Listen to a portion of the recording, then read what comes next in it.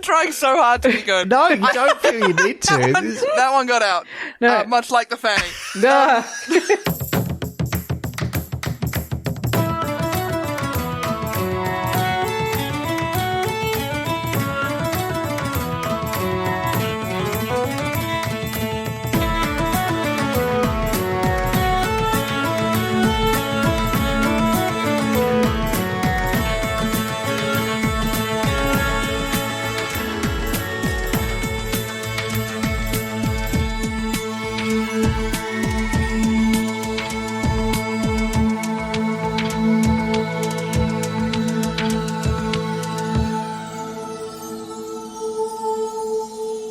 Hi, I'm Elizabeth Flux.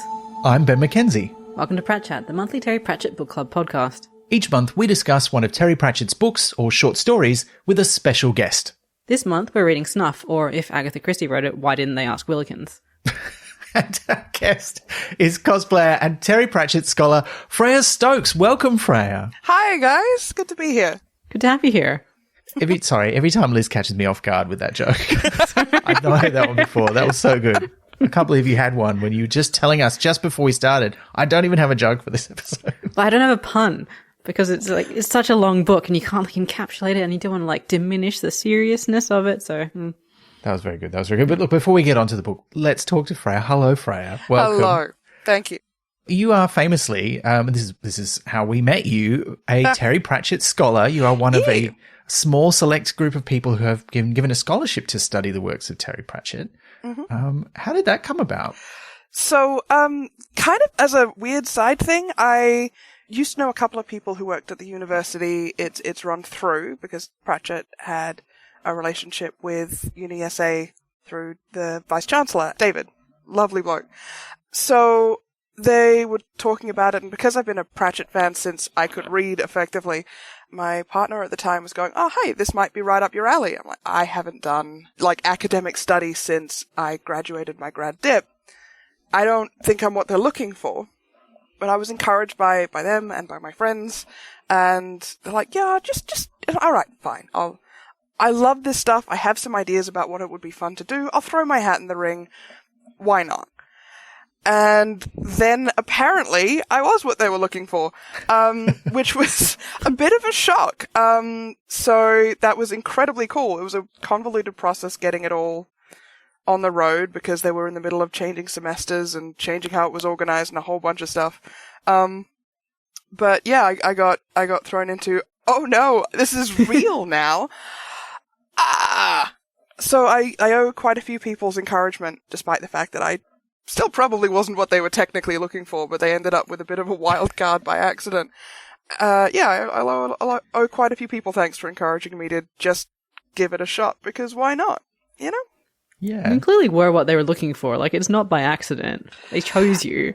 They did. I don't think... The thing is, I hadn't come from a university background. It had been a while, and I'd never done honours. I hadn't done that kind of research before, other than for funsies, because nerd.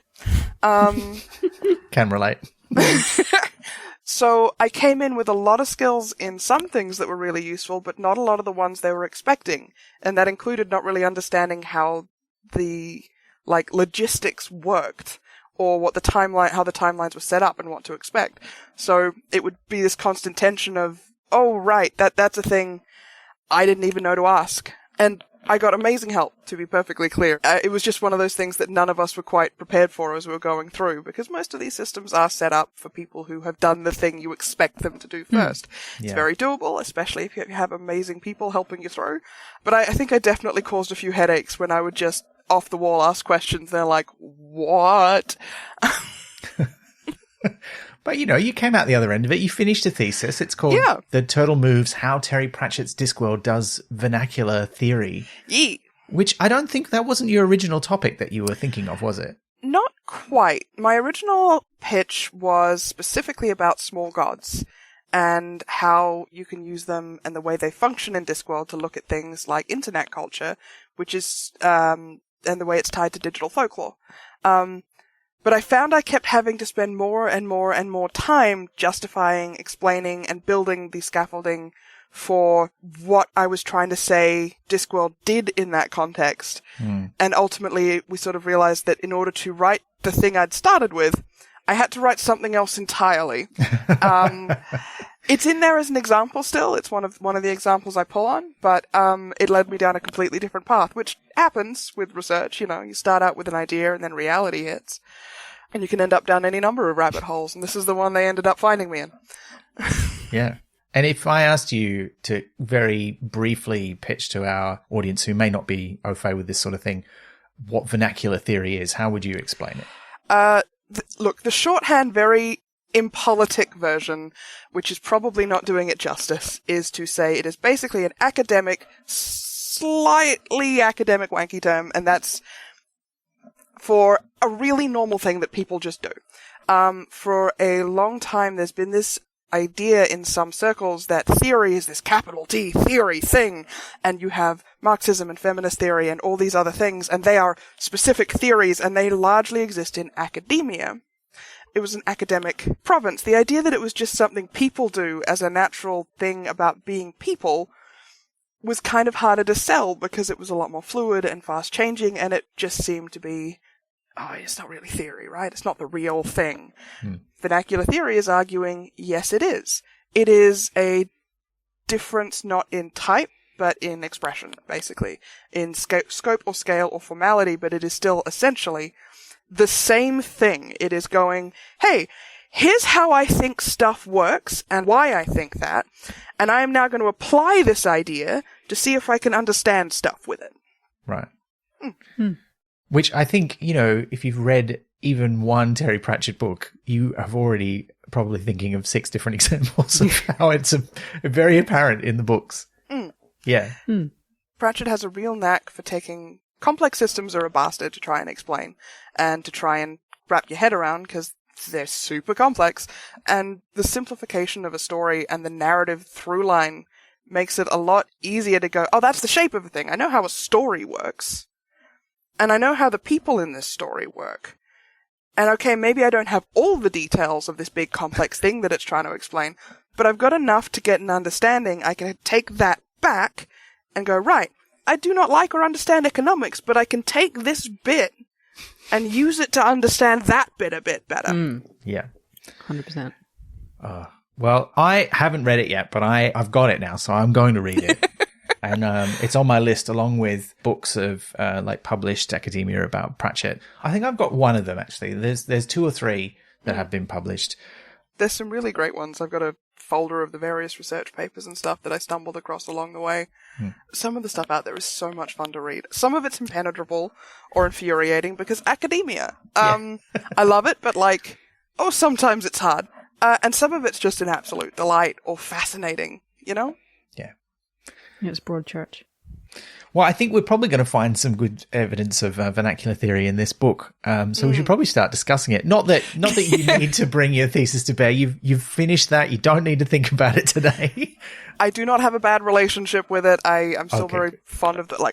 I could talk about Pratchett forever, honestly. The trick is getting me to stop. Well, fortunately, That's what we this like to is hear. Extraordinarily long book. Yeah. That's exactly what we hope for on this podcast. But we should get into it. So we'll begin, as we usually do, with a reading of the blurb. According to the writer of the best-selling crime novel ever to have been published in the city of Ankh-Morpork, it is a truth universally acknowledged that a policeman taking a holiday would barely have had time to open his suitcase before he finds his first corpse. And Commander Sam Vimes of the Ankh-Morpork City Watch is on holiday in the pleasant and innocent countryside, but not for him a mere body in the wardrobe, but many, many bodies, and an ancient crime more terrible than murder. He's out of his jurisdiction, out of his depth, out of bacon sandwiches, occasionally snookered, and occasionally out of his mind, but not out of guile. Where there is a crime, there must be a finding, there must be a chase, and there must be a punishment. They say that in the end, all sins are forgiven, but not quite all. So that's like a proportionately long blurb to the book. It is. It's quite a long one. I think that's from the original hardcover where they tend to have the really long one in the dust jacket. But The Collector's Library edition, which you and I have, Liz, has got one of those really short ones, which, as usual, is a edited down version of the long one. It's like a sneeze. But I don't know, is this an accurate representation of what happens in the novel? I think partly. I don't think you could get an accurate representation in the blurb, because to me it's like multiple novels smashed into one, and I loved every moment of it. But every time like a big storyline ended, another one began. So like, I don't think you could sum it up in a blurb. You needed like a short story like you just read. That's fair. I think it's an accurate enough hook to get someone to pick the book up and give it a shot, which is kind of its job. Yeah. But there's so much going on, like, it'd be a bit rough to cover all of it. Yeah. You need a checklist.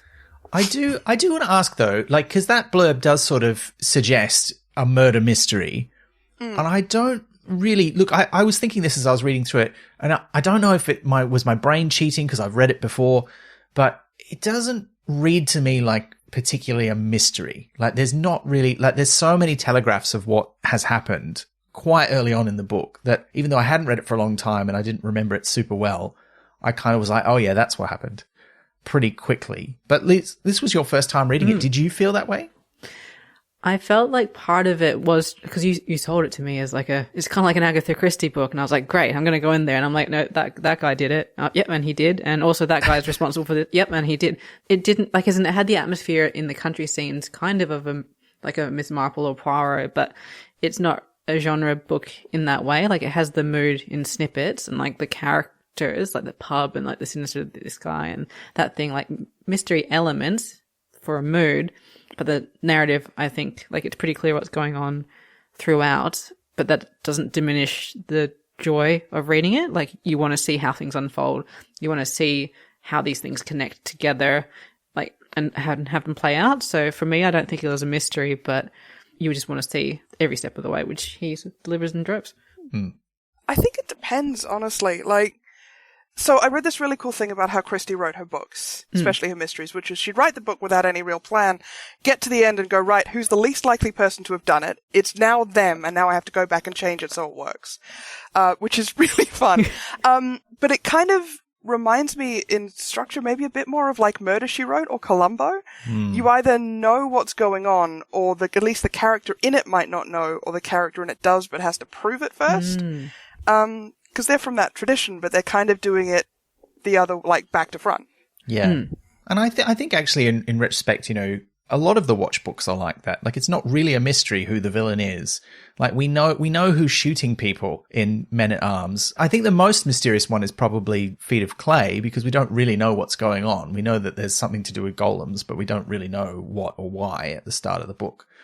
But the other ones, yeah, they're not really mysteries. They're lesser whodunit and more a sort of how catch 'em, which is kind of, you know, what Columbo and those sort of things are that you mentioned. So it does make sense. I just wonder if somebody reading the blurb might think, oh, I'm going to get a cozy murder mystery. And you're like, it's not a murder mystery, and it's not particularly cozy either. Like, it's pretty dark.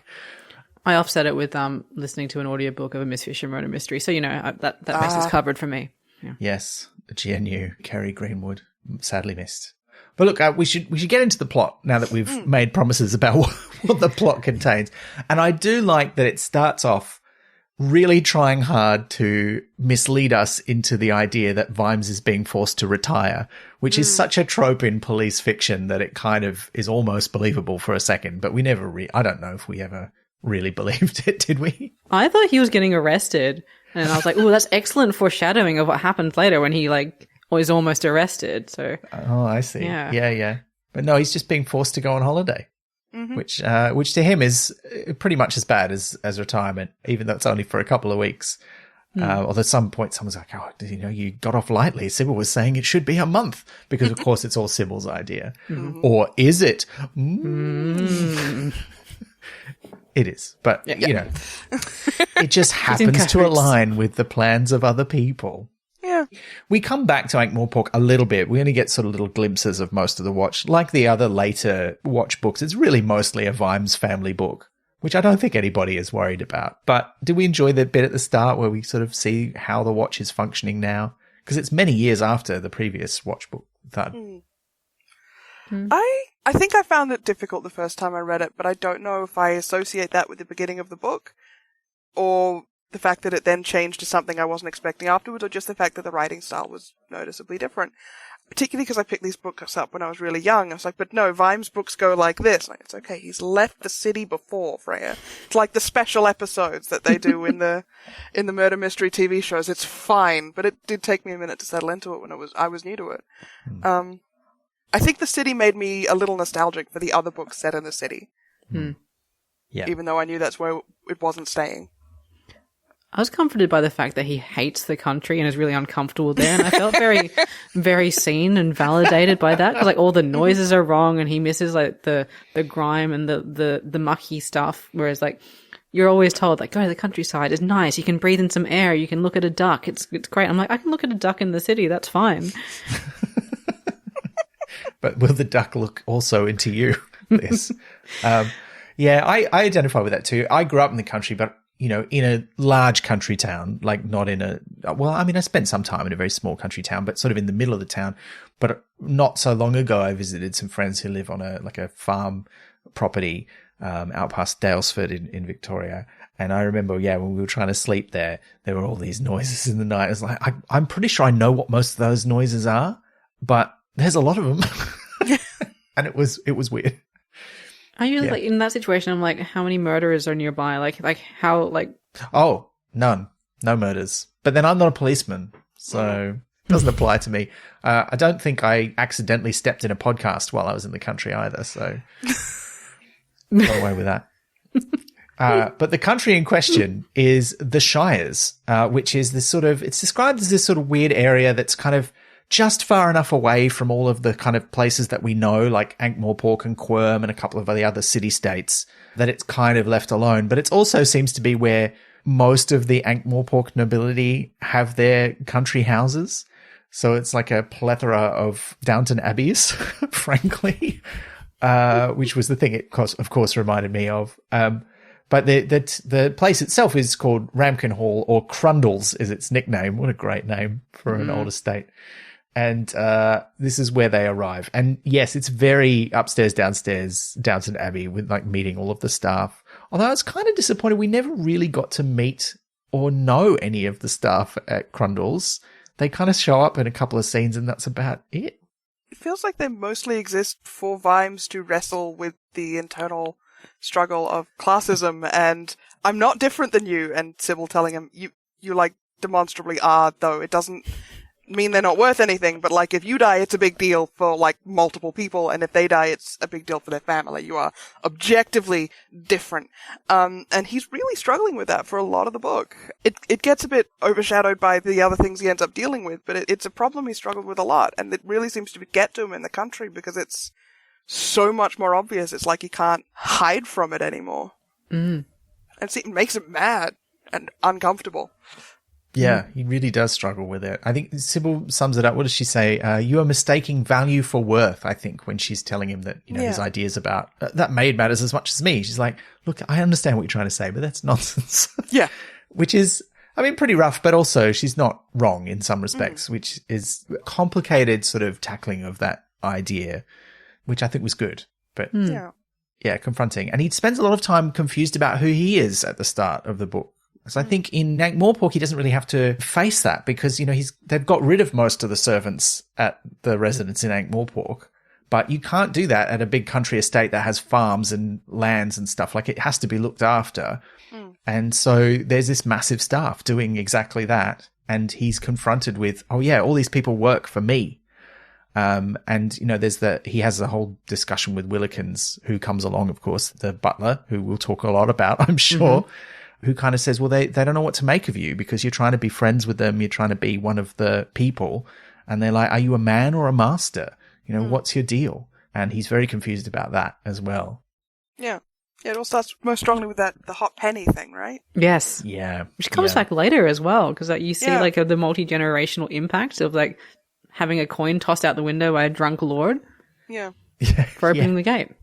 Like a lot of daft things in the city as well, it has gone from being a shitty thing some rich guy did to tradition with a capital T. And that's an awkward thing to reckon with because traditions are important, but also, this has not come from a good place. But a lot of traditions, as they say in the pub, comes down to two guys fighting each other for something they want. Yes, absolutely. As we see in this book.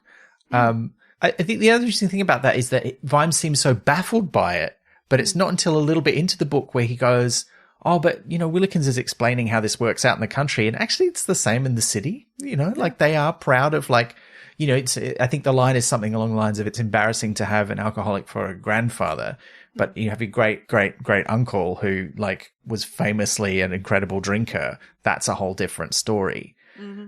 Because, it doesn't feel that different from the kind of class stuff that happens in Ankh-Morpork. Just applied in a new way. Yeah. Kind of like it's still really noisy at night in the city or in the country. It's just different noises. Yeah. The quality of the noise matters. Yeah, one is extraordinarily spooky and the other is normal. Wow, okay.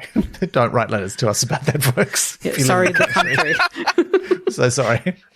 The country is nice, I suppose. It's just, spooky. This start of the book too, the other person we meet we meet lots of people, but the other one who's very important, of course, is the now slightly older young Sam Vimes, who is obsessed with the books of Miss Felicity Beadle, and most recently her book, The World of Pooh, which does actually exist as an in-universe artifact you can buy at the time. I'm sure we'll find time to do a little bonus episode about it at some point. That was delightful. I really like that. Did we have a book like that when we were kids that we were obsessed with? Not necessarily about poo, I want to say. I think Roald Dahl kind of scratched that itch, like the Twits and the Witches. That isn't it fun to talk about gross stuff, or some of the R.L. Stine books, even some of the Paul Jennings ones. Yeah, Paul Jennings ones, I think, scratched a bit of that for me. I also had some audiobooks of all things. I liked weird stories, so like supernatural things, and I kind of grew out of it, but for a while I was really into it, and I had one that was an audio thing, and I remember vividly one of the things it talked about was, hey kids, do you know what spontaneous combustion is? And how sometimes people just catch on fire and all that's left is their foot? And I'm like, what? Tell me more. This sounds crazy. Yeah. And it was. Did you have Reader's Digest Mysteries of the Unexplained? Because it has a whole section on spontaneous human combustion, and it's great. And it's also some photos, which is very appropriate for children. So that was one I read quite a lot. And I did used to bring spontaneous human combustion up in conversation quite frequently. Like, it even appears in, like, a Dickens book as well. Like, it was enough of a thing. Like, and I presume it's still happening and people just aren't talking about it, which is strange because, like, we have the internet now. But, like, back in the day, people were like, we're just going to write this thing down. But so maybe that book, when I was slightly older, and before that, 1,000 Fantastic Facts, which was just a book full of, and I never counted them, which was like, unexpected. Like, I would have thought I would have counted them, but 1,000 Fantastic Facts. Yeah. And dinosaurs for me too. I was a dinosaur kid. Do they know much about dinosaur poo? They found some, like fossilized remains, coprolites and that sort of thing. Yeah. Okay. So they know a bit about it. Like cowpats kind of thing? Like, that's what I imagine. From that height. It's not an area of specialty. I don't know. I'm going to have to find out. Yeah. I'd imagine it would depend on the dinosaur, but we'd also probably have a harder time finding remnants of either certain kinds or ones from the wrong region. Yeah. We're so lucky to find anything of the dinosaurs in the first place. But yes, I will have to look that up because I know that there have been samples found. I just don't know what they were like or what from. So that'll be something interesting for my post-episode research. No, sorry. But he's delightful in this. I think he's 8 years old in this book. And I'm like, I've met 8-year-olds. This is very, very accurate to a certain inquisitive kind of 8-year-olds. No, he's good. But we very quickly get into sort of Pride and Prejudice territory, visiting around the country. Sybil talks about how they've been invited to all these balls, and Sam, of course, makes the joke about how that's a lot of balls. Or he gets cut off, though, but it's funny. They visit one of Sybil's friends, Ariadne Gordon, who has sextuplets, all these daughters who she's trying to marry off. It's very Mrs. Bennet. I love that her name is Ariadne. That just makes my little mythology nerd heart so happy.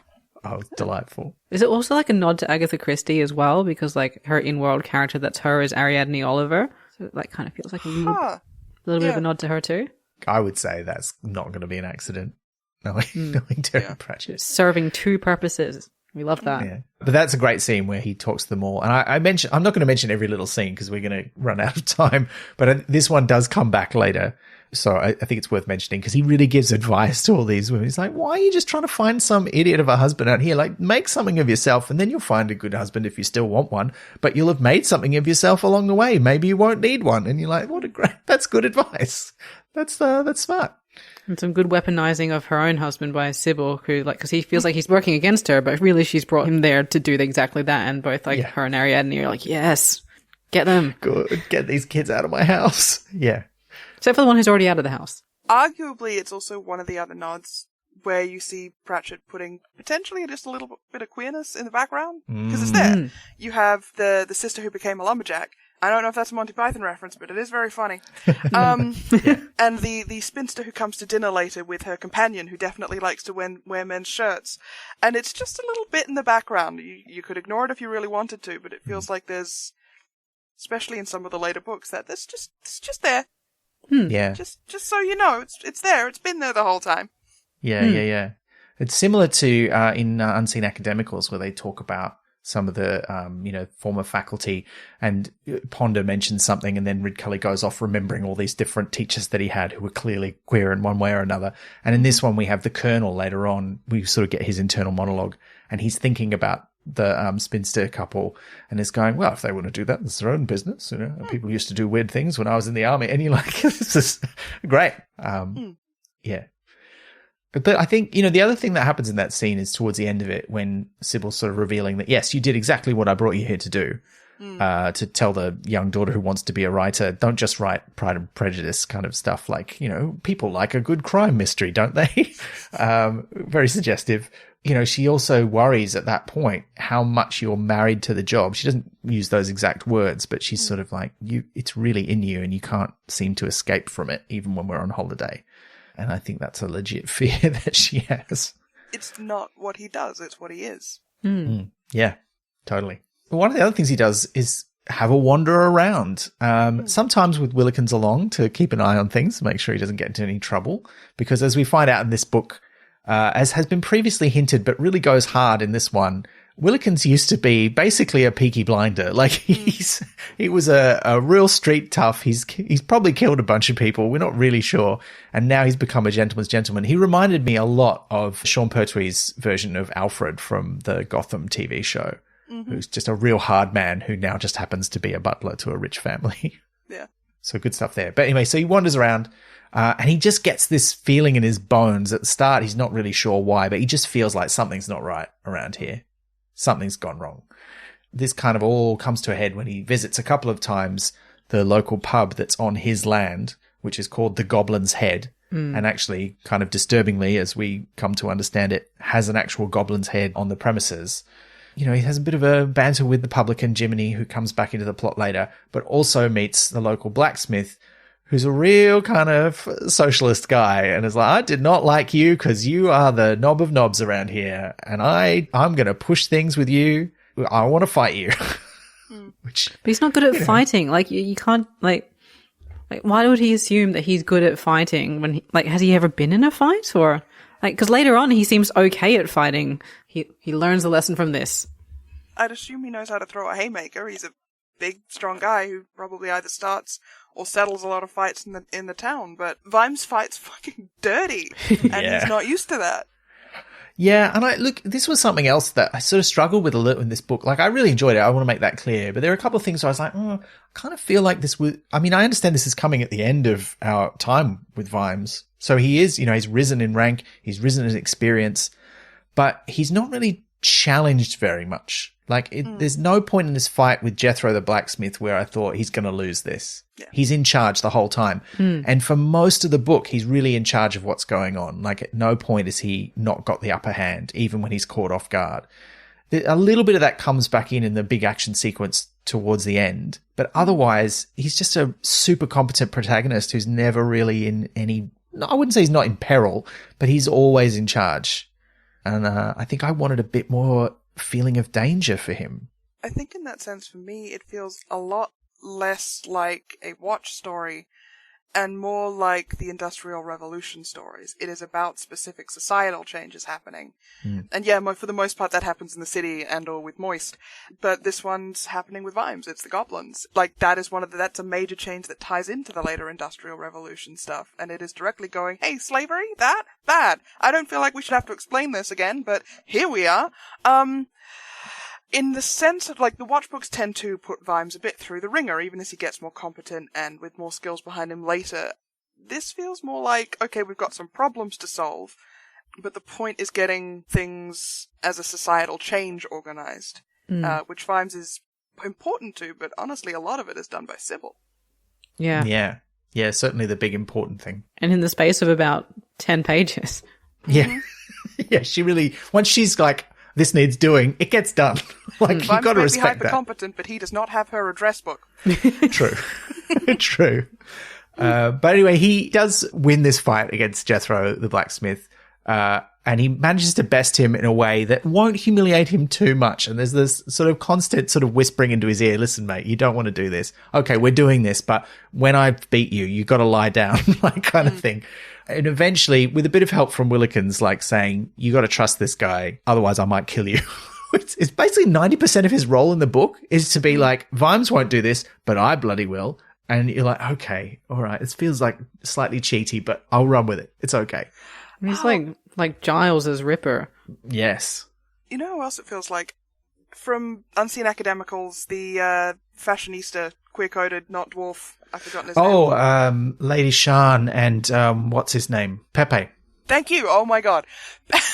Pepe. The internet has caused me to learn to delete that name. So it feels a bit like Pepe. His role is to be the menace in the background because the main characters would never.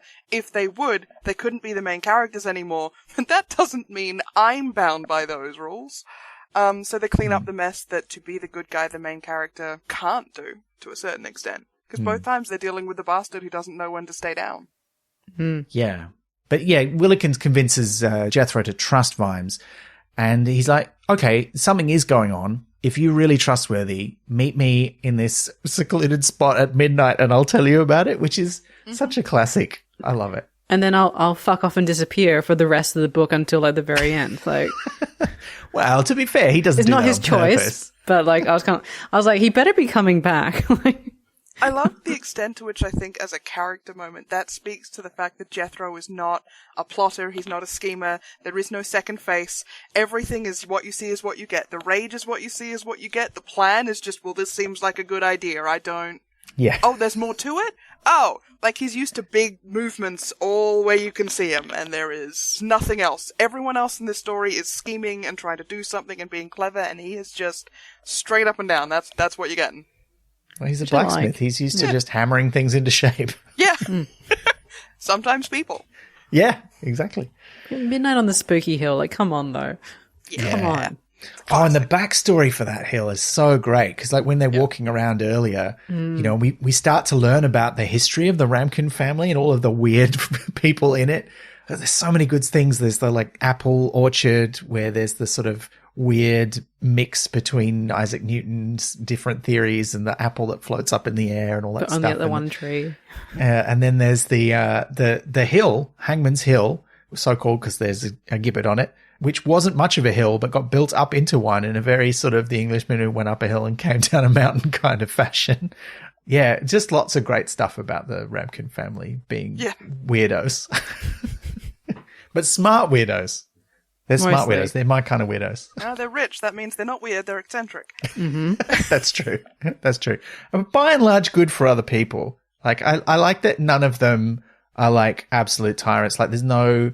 They've done things that are eccentric. They've done things that are clearly like a lot of money. But even when Mad Jack or whichever one of the Ramkins raised up the hill, they make the point that, you know, it cost him a lot of money. But that's because he paid all these people in the local area huge amounts of money to come and build the thing in a short amount of time to win a bet, which meant that they all got paid a lot of money and they were all pretty well off for a year because, you know, that was he was paying a lot for labor because he needed it in a hurry.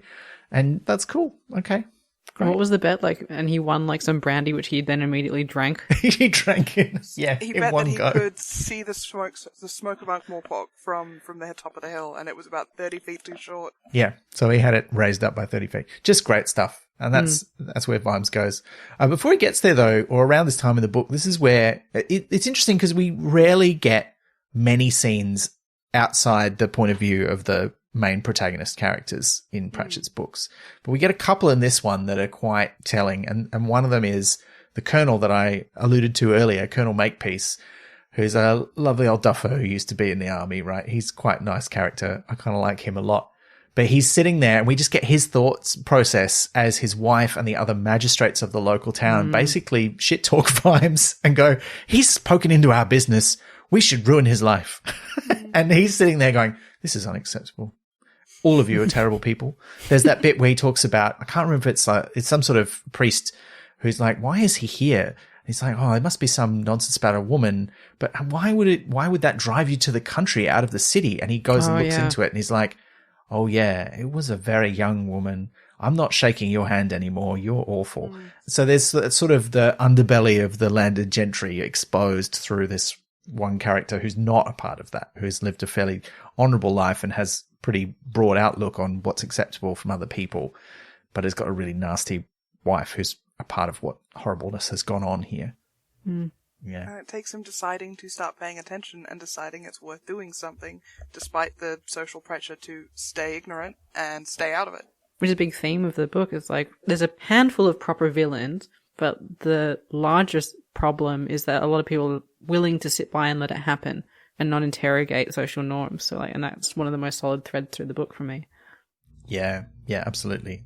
Especially with the goblins being positioned the way they are, it's relative power, right? The nobility over the regular people of the town and everyone over the goblins. It's that Blackadder joke, right? I kick the cat chases the mouse, and the mouse bites you on the bottom. Yeah.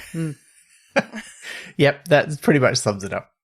I think if that scene had ended in any other way than him standing up to the magistrates and telling them off and saying what you're doing is disgraceful, I think it would not have worked. But I think because he does make that decision, it's like, okay, good. That means I can trust you and you'll be back later. I can tell. And does he go off to make friends with a beer? Is that what he then goes to do? He does. Much to his wife's distaste. I've got to say, one thing that struck me, I was putting little markers in the book as I read, and I use the sort of a vague color coding when I do this. I know. Did you put some markers in your book, Ben? I did put some markers in the book. Just one or two? Just one or 200. But I put, I vaguely color code them, and I sort of use red for things that I think have a bit of a political bent or some sort of thing that we can talk about there. And a lot of the ones that I put in for that are the way that this book talks about marriage and the relationship between husbands and wives, particularly, because it is very old-fashioned, and some of it's pretty harmless, like the stuff about that comes in a bit later in the book, where you have secret code words that you say something and it means something just to the two of you, and stuff like that. But the many euphemisms for your flies undone. Yeah, stuff like that.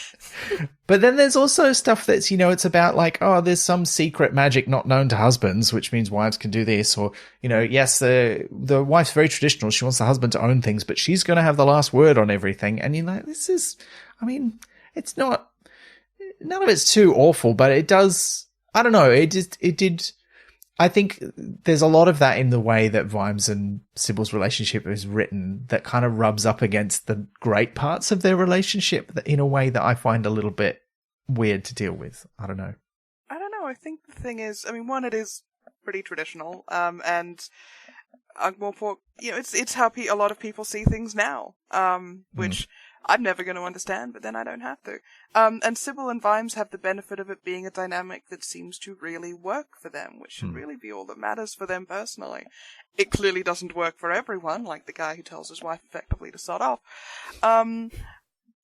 But for Sybil and Vimes, it seems to be comfortable. It means he gets basically harangued into looking after himself, and she feels like she's true to the history and the culture that she's used to.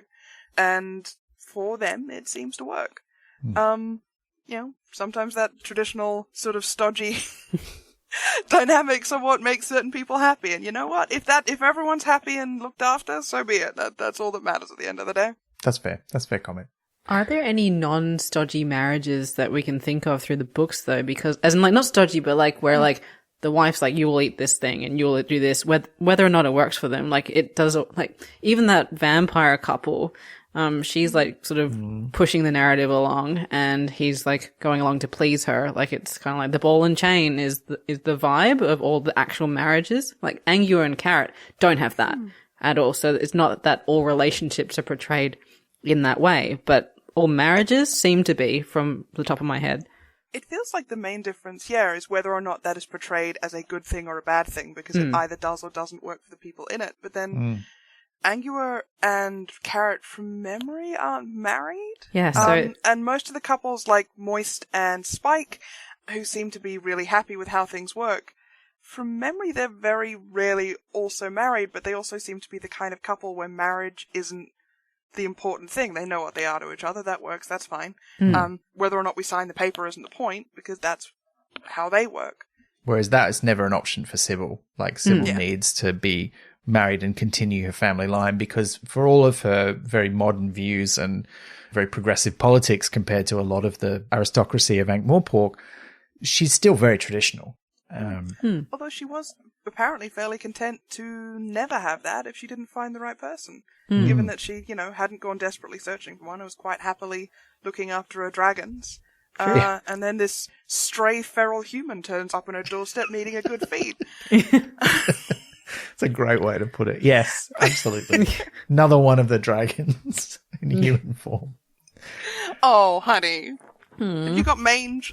Get the Emmas to get I'm going to nurse you into health. Which she does in that your first shots, book. You'll be right. Yeah. So I agree completely that they have a really nice relationship and it works for them. But yeah, I just think it's an interesting sort of in-world commentary on marriage specifically, where that's seems to be a recurring dynamic. Yeah. Look, I think you have to drill into it to find the parts of it that you might describe, or I might describe, as problematic. And I think they are there, but I think it's very clear that they're buried underneath layers of other stuff. They're not there to be problematic or to try and push an agenda. It's just a traditional understanding of how marriage works, and also traditional jokes about how marriage works. Like, quite frankly, a lot of them are about, I don't think anyone ever uses the old ball and chain, but it's that kind of comedic device, but with a lot of the anger or discontent removed, unless you're talking about someone like Fred Colin, whose relationship with his wife is the kind of thing that 50s comedians would talk about. They don't even see each other because they don't like each other very much. Ooh, the Fred Colin, and his wife, they have that recurring thing through lots of the books where, they have opposing schedules. I feel like we get to see more of her than we ever have before in, half a page here, where, because, the subplot is, back in Ankh-Morpork, he's picked up a cigar, he listens to it, and there's a plot with the goblins that we'll get into, but he gets very unwell, he goes home, she comes back, and he's there, which is unusual, and she's like, well, I must rush out and look after him, but then it goes through all the different chores and the visits she does before she finally, tells someone, so, that's another interesting dynamic. Yeah, you're right. Because I don't think we'd ever, look, I wouldn't swear on it, but I don't think we've ever met her in person. We've heard about her before, but we don't think we've ever met her before. Has Fred met her in person? Well, they do have several kids, I believe he says, presumably as the result of some very persuasive handwriting. Yes. Yes. So they leave each other notes and stuff. So quite literally in person, right? Okay. Yeah. But look, with all that going on in the background, Vimes does go to his midnight meeting with Jethro Jefferson, the blacksmith. But Jethro Jefferson, the blacksmith, does not go to the meeting. And instead, what they find, and what Willikens finds, because he goes ahead of time to scout the place out, is a whole lot of blood on the ground. It's a gruesome, gruesome scene. And they also find, when they look around, what seems to be the claw or finger of a goblin wearing a ring. And it's very clear something awful has happened here. But they're not really sure what to do about it, because they don't find a body. They're not sure where this blood come from. So they head back home. And the next day, we meet the local constable, Feeney Upshot.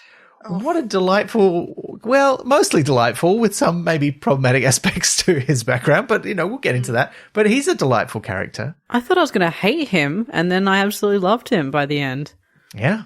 Yeah. And look, I think we mentioned this previously when we've sort of touched on some of the books that Pratchett didn't end up writing but had ideas for. He did have an idea for a book that would have starred Feeney solving his own crime by himself amongst the goblins, but it didn't happen, unfortunately. But I think that could have been a lot of fun. But he's sort of got a weird, well, not a weird background, but he's got a background that's a bit, he's a child of two cultures, shall we say, I guess is the best way to put it. But the only real practical way in which that manifests is the constant jokes about stupid names that the food that his mother cooks has, which really grated on me. Like, I didn't need more than two of them, and they're pretty That's probably the most, not great joke in the whole book. And one of them does have the word dog in it, doesn't it? Which is the trope of all tropes. More than one. Even if it isn't actually featuring dogs. So. Yeah. As a mongrel myself, which is one of the terms, I was kind of like, Oh, God. Yeah. And the only other way it really manifests is that he knows Kung Fu, which also has stupid names for the things that he does. It just felt like, because this is one of the last books, it really felt like a bit of a throwback, those jokes. That just felt kind of out of place with a lot of the themes of the book otherwise. It felt like he might have been trying to address some of the stuff that these days reads pretty yikes, and do it in a better way, but I don't know that one quite translated. No. Sometimes you try something and it just doesn't quite necessarily land as intended. Yeah. This one feels a bit awkward. Yeah. I had purged that. He was like a quarter from my brain, actually. I was just kind of like, it's just that sweeper that goes along behind your memories. It's like, no, we don't want that. Yeah. Get that out of here.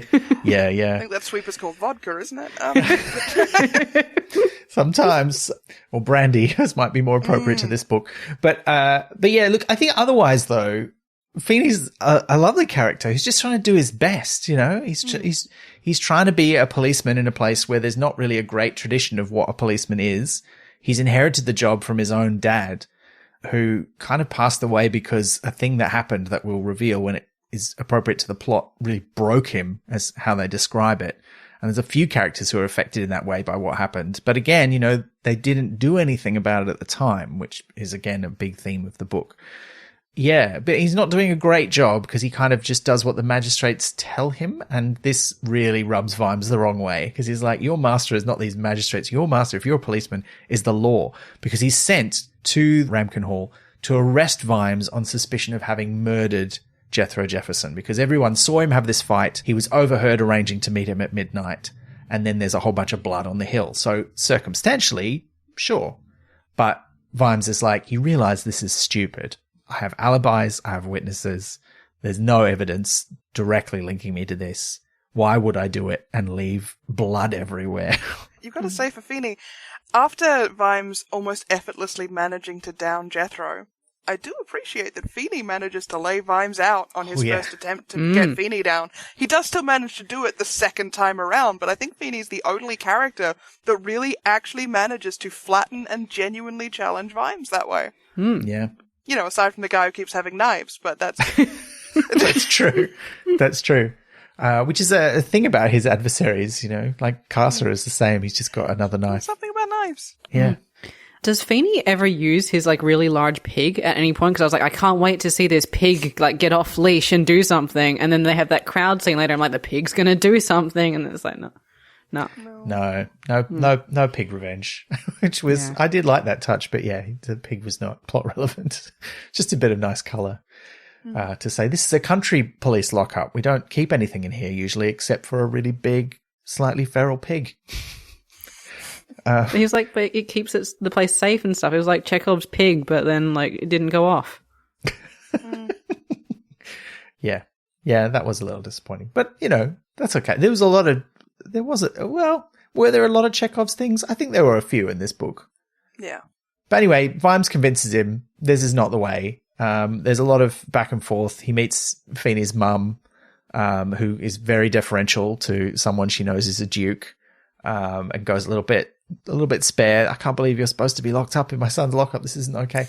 But of course, Vimes talks his way out of it by insisting that's not how police work is done, and talking a lot about police procedure and what it means to be a policeman, which is something he talks about a lot in this book. He sort of always had that as an internal monologue. In this book, he talks about it out loud because he's instructing someone.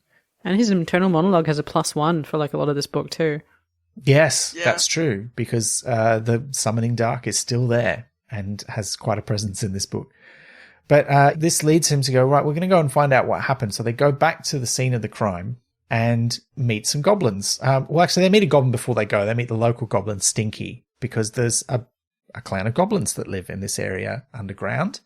And Stinky kind of is known to the people in the village. And they don't like him very much, but he's the first one who asks for justice from Mr. Policeman, as they call him. really nice phonetic spelling of the standard goblin voice that we all do when we're playing Dungeons and Dragons, right? Pretty good, I think. I don't have a standard goblin voice, but No, but you don't play Dungeons and Dragons, Liz. I played it once, but there wasn't a goblin in it, so it's fair. Oh, you missed out. But if I asked you to do a goblin voice, I feel like you have Then the I goblin simply will not voice do in it you. because I'm too shy. Okay, Fred, do you know what I'm talking about? Am I going mad here? I'm going to be really careful here, given what some of the stereotypes of goblins are based on, which I do think Pratchett does a reasonable job of making like a concerted effort to avoid. But what we tend to think of as a goblin voice may not necessarily come from great places historically. Okay. Because there's a lot of anti-Semitism baked into the history of what people think goblins are and why they think they're evil and what they look and sound the way they do. So I'm not going to attempt that voice because I am not sure whether or not that is part of that parcel. That's true. That I hadn't considered that because I think Pratchett, you're right, does a really good job of sticking to more of the sort of modern fantasy archetype of the goblin, which is less associated with those anti-Semitic tropes than, say, in a certain collection of wizard books that we could talk about, where it's very prominent. It's the kind of thing you have to actively avoid at this point between Dungeons and Dragons and a lot of fantasy writing. That's what they've been. Yeah. So you kind of have to stop and go, how do I take that stuff out of it and still have something that would be considered a goblin? Yeah. Yeah. Which is, and I think, didn't Pratchett do like an Oblivion mod or something as part of, like, he did, yeah. As part of research for this book, he was playing the Elder Scrolls Oblivion, which is just, if you want to play it, listener, it's just, they've just released a remastered version of it, so you can give it a go. A friend of mine is desperately hoping they'll do a version of that mod for the remastered version. I'm sure they will, because the tools are already starting to come out, so a lot of the old mods will be sort of repurposed. But yeah, he wanted to go into a goblin cave and just see what it was like and see what the goblins were like without having to fight them. So, and he talked to someone who'd made a mod that he already really enjoyed. And they made him a specific mod where he could wear a special necklace on his character and the goblins would treat him as a friend and not fight him, so he could sort of wander around their cave and sort of see what they were doing. And I think that informed a lot of this. It's been so long since I played Oblivion that I don't remember a lot about what the goblins are like. But as in a lot of those sort of fantasy games, they're small, evil creatures that you're just allowed to kill, right? In the problematic way of fantasy also treats orcs, which Pratchett chose to tackle first in Unseen Academicals. And now here we see the goblins. And the distinction between them is that orcs are these sort of terrifying killing machine kind of creatures is the idea, whereas the goblins are more sort of these small, wretched, horrible things that people don't even see as people. They're more like vermin. And in fact, they're explicitly described that way. Coming on the heels of, orcs being such a prominent part of Unseen Academicals is interesting too, because Nuts originally told he must be a goblin, as though people are going to struggle less with the idea that he's actually a goblin than they would when they find out he's an orc. And then there's the revelation at the end of that book that orcs weren't made from goblins, they were made from humans, because you couldn't get a goblin to do that. Only a human would be able to be made to do that. And so not long after that, we're here looking at what goblins are actually like, and yeah, you couldn't make an orc out of that. No. Their response to that pressure wasn't to fight, it was to hang, as they say. Yeah. To survive. That's all that's all it is to them. And I think that's such a interesting thing when you then go back and go, so they told him he was a goblin because somehow that would be easier to swallow. But also, goblins had arguably a worse reputation. Well, a less fearsome reputation, though. People sort of regard goblins as kind of gross and horrible and beneath contempt, and not even as people, as we find out in this book. Whereas orcs, they're like, horrifying killing machines that we should be afraid of. Rats versus wasps. Yeah. The lion this is the thing from the book, right? The lion may lay down with the lamb, but not the rat. Yeah. And it's just a really interesting balance to go from one to the other, and the way that the idea of both of them is kind of tackled. Yeah. And it seems, it's, the goblins are, they're so great. I was like, I'm reading this, I'm like, I'm on board with the goblins from day one. Like, they're just like, hey, can you help us out? Like any good D&D party, you adopt the first goblin. Exactly. Exactly. And they do. Fanny eventually kind of does, right? Because he makes Stinky a policeman as well. Not that that doesn't have its own problems, but that's not what these books are about. But they go into the Goblin Cave as a result of this plea for justice. And it's so easy to see inside this pitch black den. Like, there's no problems at all.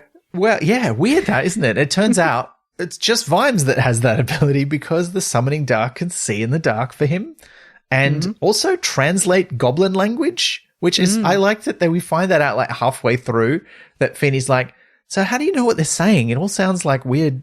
I think they keep describing it as like cracking, like you're eating walnuts or something kind of noises. Cracking like walnuts rocks under their feet. Yeah. And Vimes is like, oh, I was just understanding them. You know, it was like the TARDIS translating for anyone who travels in it. It was that sort of vibe.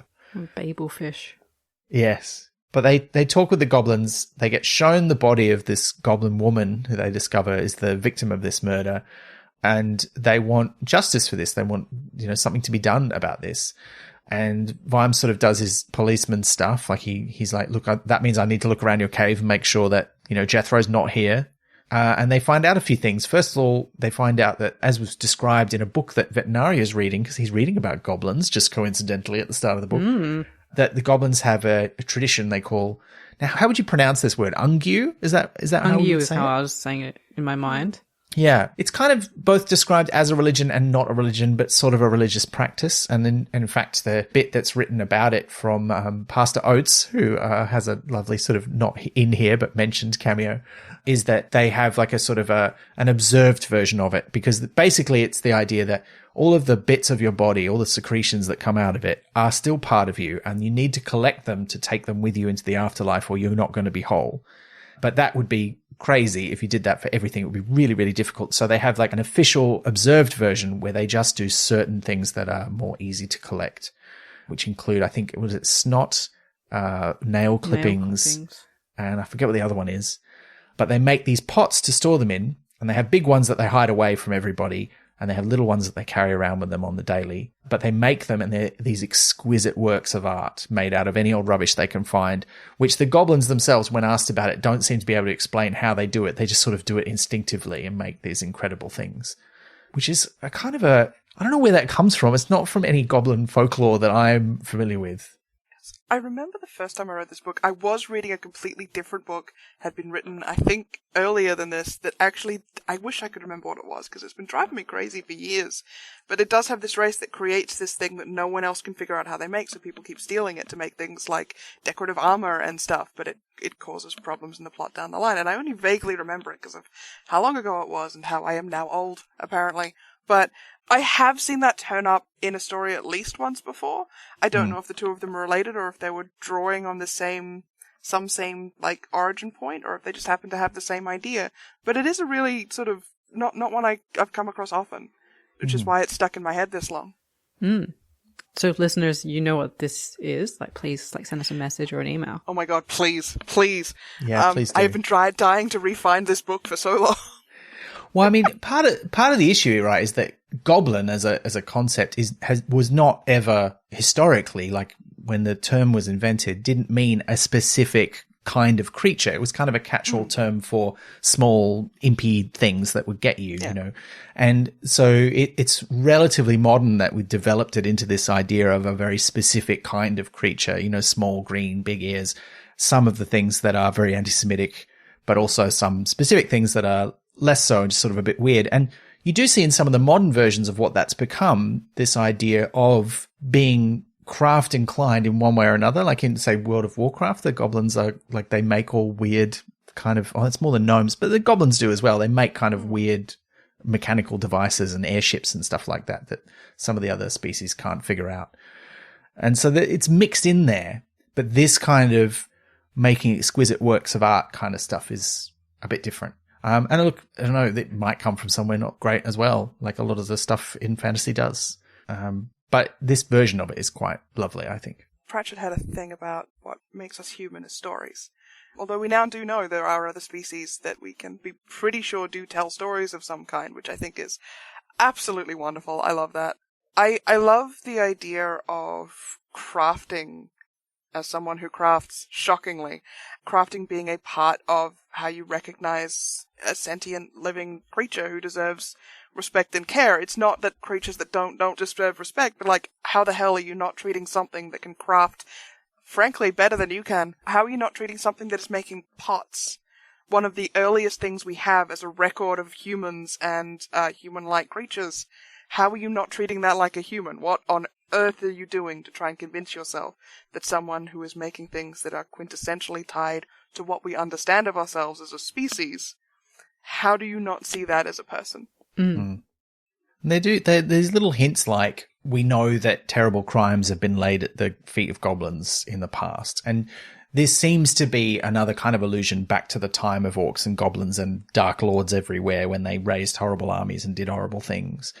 But, you know, looking at the way goblins work in this book and their history, you can't imagine that they ever did that because that was what was in their heart. Like, they did it because they were easy to cajole and forced to do things because they were small and weak. Just looking at human history, we tend to have a lot of really nasty history with, oh, well, this person defended themselves or didn't want us to treat them horribly, so they are clearly a violent, dangerous, psychopathic criminal. Otherwise, they wouldn't have defended themselves from everything I'm trying to do. It feels very like that. In the way they're like, because Pastor Oates stuff mentions them, you know, people breaking into their homes and stealing these incredibly important artifacts.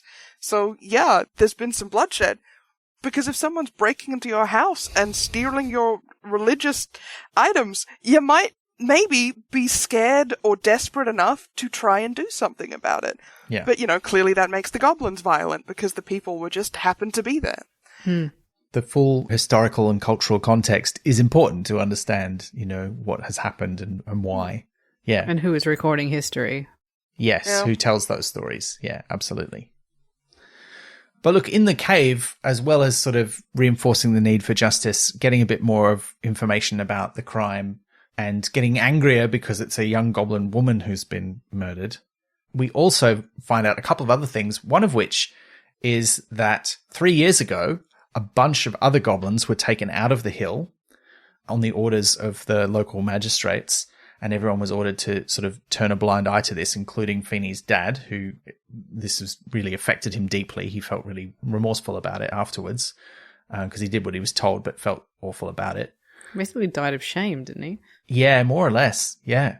But also they find that Miss Felicity Beadle, author of The World of Pooh, is not only living locally, but is sneaking into the Goblin Cave and, well, not sneaking in, she's been invited, presumably, but going into the Goblin Cave and teaching the goblin children to read and sort of teaching them to interface with the human world is kind of how I think about it. Because later on she has a sort of a big fiery response to Vimes explaining that she's not trying to teach them to be human, she's teaching them how to be goblins in the human world. Which I thought was a really nice distinction to make. And this sort of, I think, is where the plot really, like, we go, okay, some bad stuff is happening. And this is also around the time in the book where we find out that Colin has been taken ill after he's found something in his cigar. And Cheery and Igor sort of examine it and they realize that what he's found in his cigar is a tiny little ungu pot, but not just any one, a very specific kind called the Soul of Tears.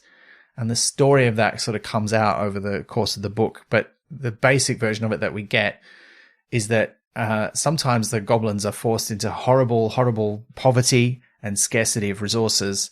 And sometimes they have been known to eat their young because that's it. That's all they've got the option to do. But they regret this. They're certainly a thing of last resort. And because of the way that they think about bodily secretions, one of the things they do is they sort of cry the tears of, I wasn't, you know, reading back on it. It's such a, oh my God, it's so affecting this part of the story. But they either cry the tears of the child or the mother into this tiny pot that kind of captures the soul and the sadness of that situation. And they keep it in the hope that one day they will be able to have a child who will live. And it's like, oh, which they believe is the same child.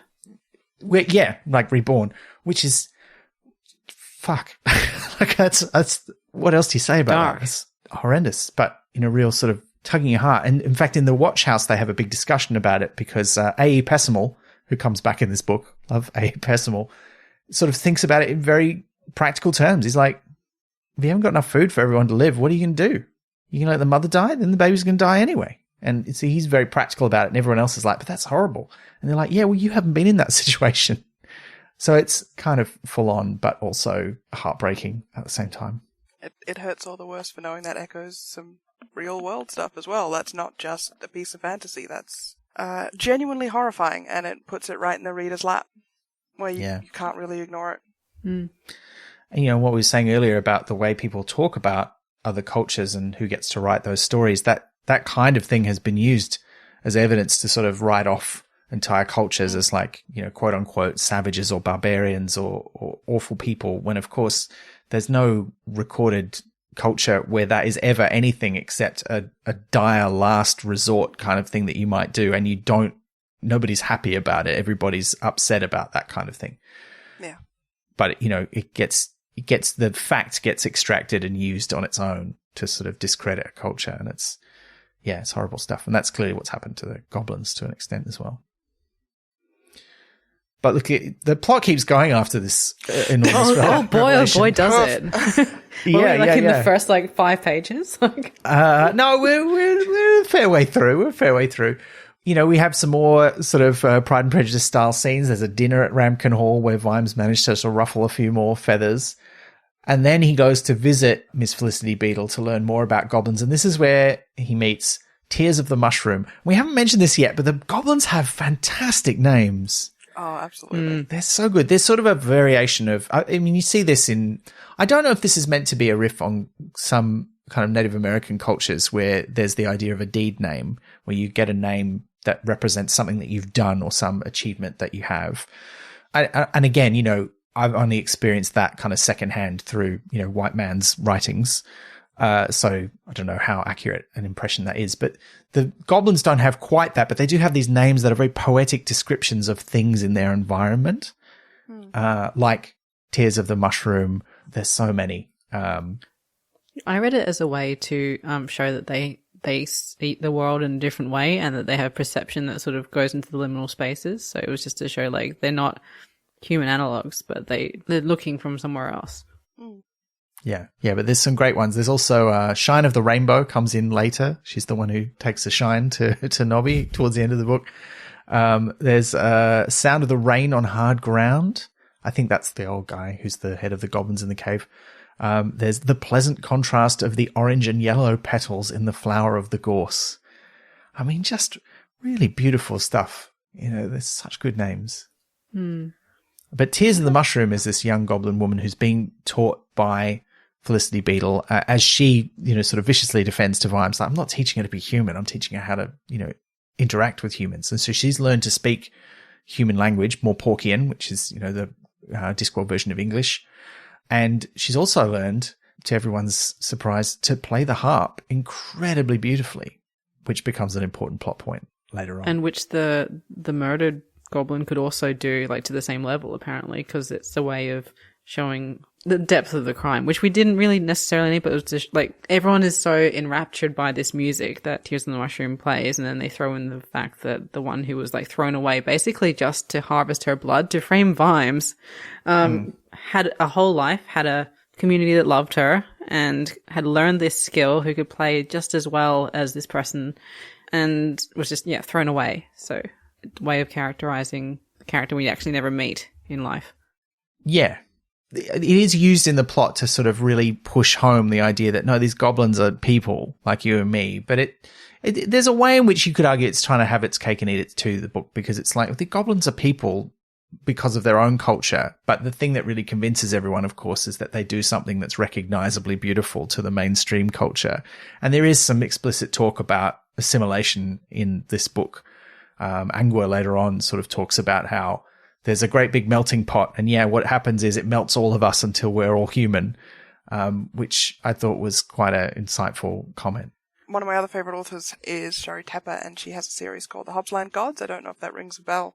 In one of the books, you're in a country that is heavily oppressive, heavily patriarchal, and they have these people that were native to this planet. They invaded and took over, and they claimed there was a contract where these people would be their servants for X hundreds of years, and that term isn't up yet. It's all a lie, because it's always all a lie. But one of the important factors in trying to promote changing that status quo and trying to get other eyes outside of that planet on what is going on there is a harpist of this small race that most people don't think is very pretty, who has this beautiful capacity to play this specific harp-like instrument in a way that grabs the attention of the universe. And that is so much a threat, both to their philosophical beliefs and also to their control of the world and these people, that they launch a fairly horrific attack against her specifically. So there's this really interesting, like, direct, almost the same thing happening. Granted, Tears of the Mushroom does not go through some of the same things, because one of these books is a little darker at times, but they're both handling some really rough ideas, and I think it's really interesting that both authors came up with the importance of this figurehead entering into a world where other people are going to recognize their worth, both because they are beautifully talented and because they don't expect that talent to come from someone like this. They have to be the face of their entire people to try and get people to take this seriously and do something. Yeah. And of course, we've seen that play out in round world history as well, to usually not as great an impact as we see in the fiction, unfortunately, because it doesn't magically solve all problems of racism. Not that I think Pratchett is suggesting that's what happens in this book, but certainly it gets a lot more achieved than it usually does in the real world. In fiction, you can hopefully see stuff go a bit more the way you wish it would. I think it's kind of lovely that these two authors have gone, what is the most beautiful, heart-wrenching, attention-grabbing thing I can think of this person from this desperately marginalized, horribly abused species to try and convince other people that they're human and worth something. And it's music, and specifically harp music that they use by being incredibly skilled with their hands. I don't know. I think there's a whole neat thing there. Yeah. Yeah, absolutely. It is kind of beautiful. Well, this is the point where Vimes really kicks off his investigation and goes deep. I mean, there's one bit where one of the things he does is he wants to show an ungu pot to someone to see if he can say, have you seen one of these? Like, this might help identify who the murderer was. And so he has this whole thing where he can borrow one, but that's such a huge ask. He's got to exchange something for it. And the thing that Tears of the Mushroom says back to him is, hearts must give. And you're just like, oh, there's so many beautiful things that happen in this book. And so he, in order to borrow the pot, he hands over the picture of his son that he carries with him everywhere. And you're like, oh, okay, yeah, he gets it. So that was a nice moment. But anyway, he uses that. And I again, this is where I'm like, it's not really a detective novel, so I shouldn't be hung up about this, but it did remind me of the kind of not very well written from a detective point of view Batman stories, where Batman solves the crime, not by doing any detective work, but just by finding someone who probably knows something and threatening them until they tell him. And that is basically how Vimes solves all of the crimes in this book. He threatens Jiminy the barman until he gets some names out of him. And then he threatens Ted Flutter, the turkey farmer, who was the sort of offsider for the murderer, until he agrees to give up what he knows. He does it again with Captain Murderer later in the book. What a great name. We'll come back to him. I've forgotten about Captain Murderer. But he does it with so many people in this book, and he almost never does any actual police work. Like, even when he's doing Ted Flutter, when he's getting him to give up what he knows, he does it by going into a dark cellar for a bit so that the summoning dark can tell him what it knows, which I'm like, this feels like a bit of, we didn't know the summoning dark could do this. It was a bit to carry the witness in his brain, but he did, I mean, I don't know about you. I felt like that there was a bit of a plot hole in the book at that point where it's like, well, how are we going to know what happens? Oh, well, the Summoning Dark can just tell him. And it does make sense. The Summoning Dark probably knows lots of things that happen in the dark, right? But it was a bit of we never knew it could do this, and we never see it do it again. But yeah, that is how he approaches solving this crime. It's basically either he, or if he's not willing to go far enough, Willikens threatens someone until they give up what they know. And that is entirely how he solves all the crime in the book. Yeah. I mean, Vimes does have a deep-seated mistrust of clues. He does tend to prefer to solve things by shouting at, shaking, or threatening people. Yeah, I mean, he has got form, you're right. But the Summoning Dark scene was both cool thematically, because he's trying to confront the fact that he's trying to pretend this isn't real. And also, felt a bit okay. It felt like this just had to get out of the way so we could get on with the story. Which is fine. Spin-off, where it's like Minority Report, but with the Summoning Dark. Is the Minority Report a buddy cop telling you all the stuff that's happened. You got to check it out, make sure it's real. Yeah. Okay. No, I buy that. That's good. Yeah. But it does, that it becomes a running theme in the book where Vimes is sort of going, what's the summoning dark and what's my, as he puts it, natural human darkness? Because the reason the summoning dark chose him in the first place and the reason that it's stuck around in him, whereas usually it sort of burns people up and leaves, is that he's already really dark. Like he's got this desire within him to, kill murderers and like mete out like sort of, Judge Dredd style justice, I suppose you could say. But he holds himself in check. And this is why he can beat the summoning dark in Thud, is that, I'm already watching myself and stopping myself from doing awful things. You think you've got a chance? Like you got no chance at all. And so that becomes this running theme. So I think because of that, I didn't mind it so much, but you couldn't call what he does here like good police work. Like, if in whatever way you want to, kind of express the idea that police work can be good, but yeah, it's pretty rough. Bluffs him out though, like, because it would be like same as like in a thread where they're like they guess and they're pretty confident what happened. They're like, someone saw you go to the thing and do this thing, and say just enough of it to be like, oh well, obviously my goose is cooked. I'm going to turn King's evidence. Yeah, turkey. Possibly. Yeah, yeah.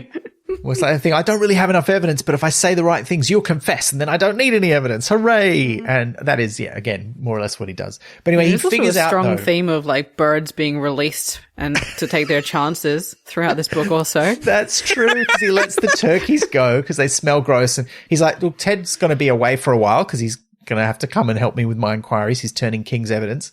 And then he's like, villagers aren't fans. The villagers are like, let the turkeys go. They smell gross. We don't want them. No, I thought he let the turkeys go because he was like, villagers, can you look after this? And the villagers are like, yeah, I'm sharpening my knives as we speak. And he's like, okay, I'm just going to let them go and see how they go. Yeah. Well, they were not sad to see him go, I think. But look, he finds out what's going on to a certain degree at this point. So we know that one of the things that established it right at the start of the book is that Vetinari has introduced a new tax on tobacco. He hasn't taxed it previously, but he is now taxing tobacco. And this has led to an increase in smuggling of tobacco because so people can get around the taxes. And he sort of doesn't mind that too much. He's got a great line where he says, I think it's quite good for people's brains to break the law in some small, delightful way occasionally. Mm-hmm. But it's a bit too much. But also there's a problem with troll drugs that are killing young trolls who are taking them. And what Vimes discovers is that this is one of the places where those tobacco smugglers are bringing the tobacco into the city. They're bringing them up the river. They're being hidden in this area of the Shires. And not only that, but the tobacco, which smells quite strong, is also being used to hide the smell of these horrible, like sulfurous drugs that are being given to the trolls and illegally peddled in Ankh-Morpork. Wouldn't it make your tobacco taste like shit as well, like, though? Like, if it's all in... well, no, because it's wrapped up. Taste of turkey. Yeah, it already maybe the smells salt pretty was bad. an improvement. Yeah. That much tobacco probably smells pretty good, I guess. I don't like smoking, but I do like the smell of tobacco when it's not burning. I've seen the Science of Discworld where it's like, okay, if you had all these things in one container, what would happen? Something explosive, clearly. Yeah. But they managed to get away with it somehow. But yeah, so he's figured out this is all part of the smuggling of tobacco and these drugs. And, he's getting too close again because he puts Ted Flutter, the sort of assistant, into the lockup. And a lawyer comes from the magistrates trying to, once again, arrest Sam Vimes and stop him from interfering in local business. It's like, you don't have any jurisdiction here. You're a copper in Ankh-Morpork. We're not in Ankh-Morpork. And he's like, the law has jurisdiction everywhere, and all variations thereof, which of course he doesn't. There's a great line that he says, I say great, troubling line that he says, where before there is a law, there must be a crime. And so he's kind of using this to justify the idea that a crime is being committed, therefore I must do something about it because I am the law. Again, shades of Judge Dredd there. But even though there's not a law that applies because goblins are not treated as people and they've been carted off, but nobody cares, at least from a legal standpoint, that's still wrong. I need to do something about it. Likewise, there's some smuggling going on here. I need to do something about that. And they're like, but you don't have jurisdiction. So there's a sort of repeated, I do have jurisdiction here. I will do something about this kind of deal, which feels a bit weird, but is very in keeping with how Vimes thinks of himself, I think. He should be playing the Duke card here. Like, I know that that's not the theme of the thing, but he should be like, I own literally everything. Get out of my house. And also you shouldn't be doing this. Like, I feel like that would fly a lot better in this, like, community that he's in. It's the same language. I am the Lord. Duh. There we go. You solved it, Liz. Yeah. Very thriftily, too. Yes. I don't know that they really accurately kind of define where his land ends. Because there are other estates nearby. In fact, the whole place is like lousy with estates of various nobility. So it's not sure which crimes. Pub though, so like he owns like a lot of it. Yeah, he does own that pub. There's another pub they visit that he doesn't own. And he definitely owns the place where the murder took place and where the goblins were taken from. So a lot of the central crimes do happen on his land, but some of the other stuff is not on his land. But he justifies it. Whether or not he justifies it in a way that really holds together or whether he's just sort of bluffing until, I mean, it's pretty clear he's just sort of bluffing his way through to try and do the right thing until he can establish that he has authority to do it later on. It's like he's some sort of build-up of like detritus on a waterway that's about to burst and smash everything in its pathway. What a crazy metaphor. Where'd you ever get that idea, Liz? It just came to me. I don't know. Like I must be some sort of like supreme like metaphor genius.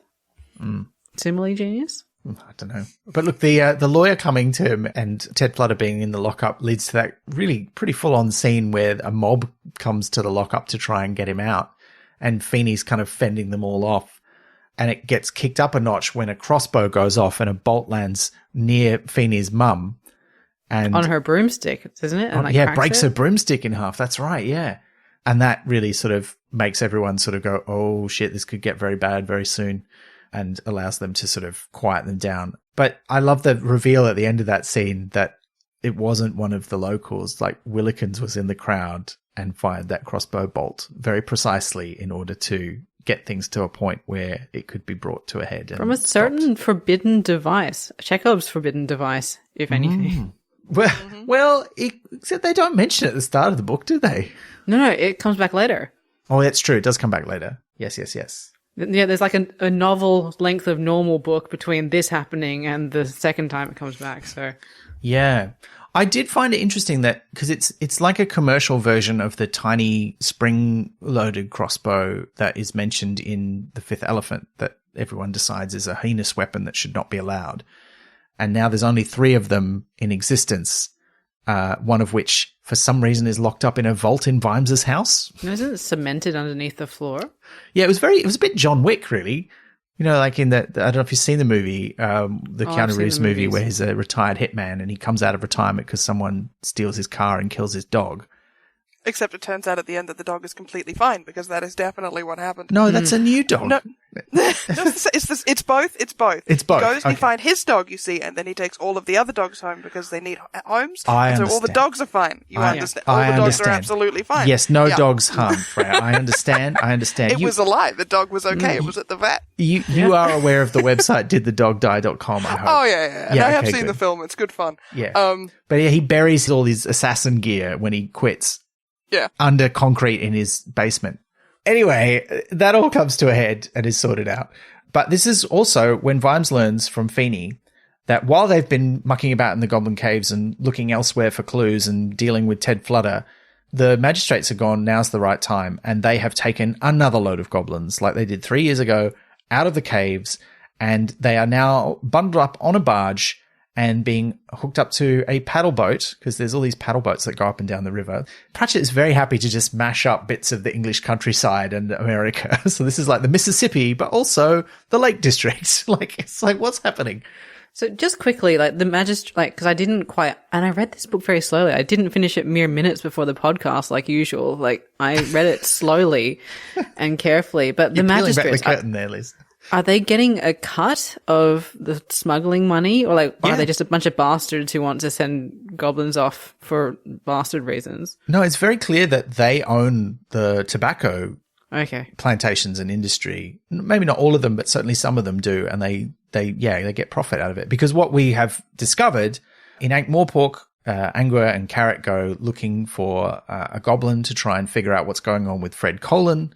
They kind of meet some goblins. There's a couple working on the outskirts of town, working for Harry King, and they talk to her about what it is and how the particular Soul of Tears Ungu pot contains a soul, so it will affect someone who takes it who shouldn't have it. And the only way to fix Fred is to give it to another goblin who will take it from him. Can't be her, it has to be like a young goblin woman. So they're like, well, where are we going to find some goblins? What's going on with goblins? But it had to come from a goblin. Where did this cigar come from? They investigate that and they send Buggy Swires. Well, we met Arthur, but yes, more or less Buggy Swires. There's too many. I got it wrong. Why are these? Why are these gnomes all the same? Well, he's not a gnome though. He's a Feegle in disguise who thought he was a gnome. Yeah.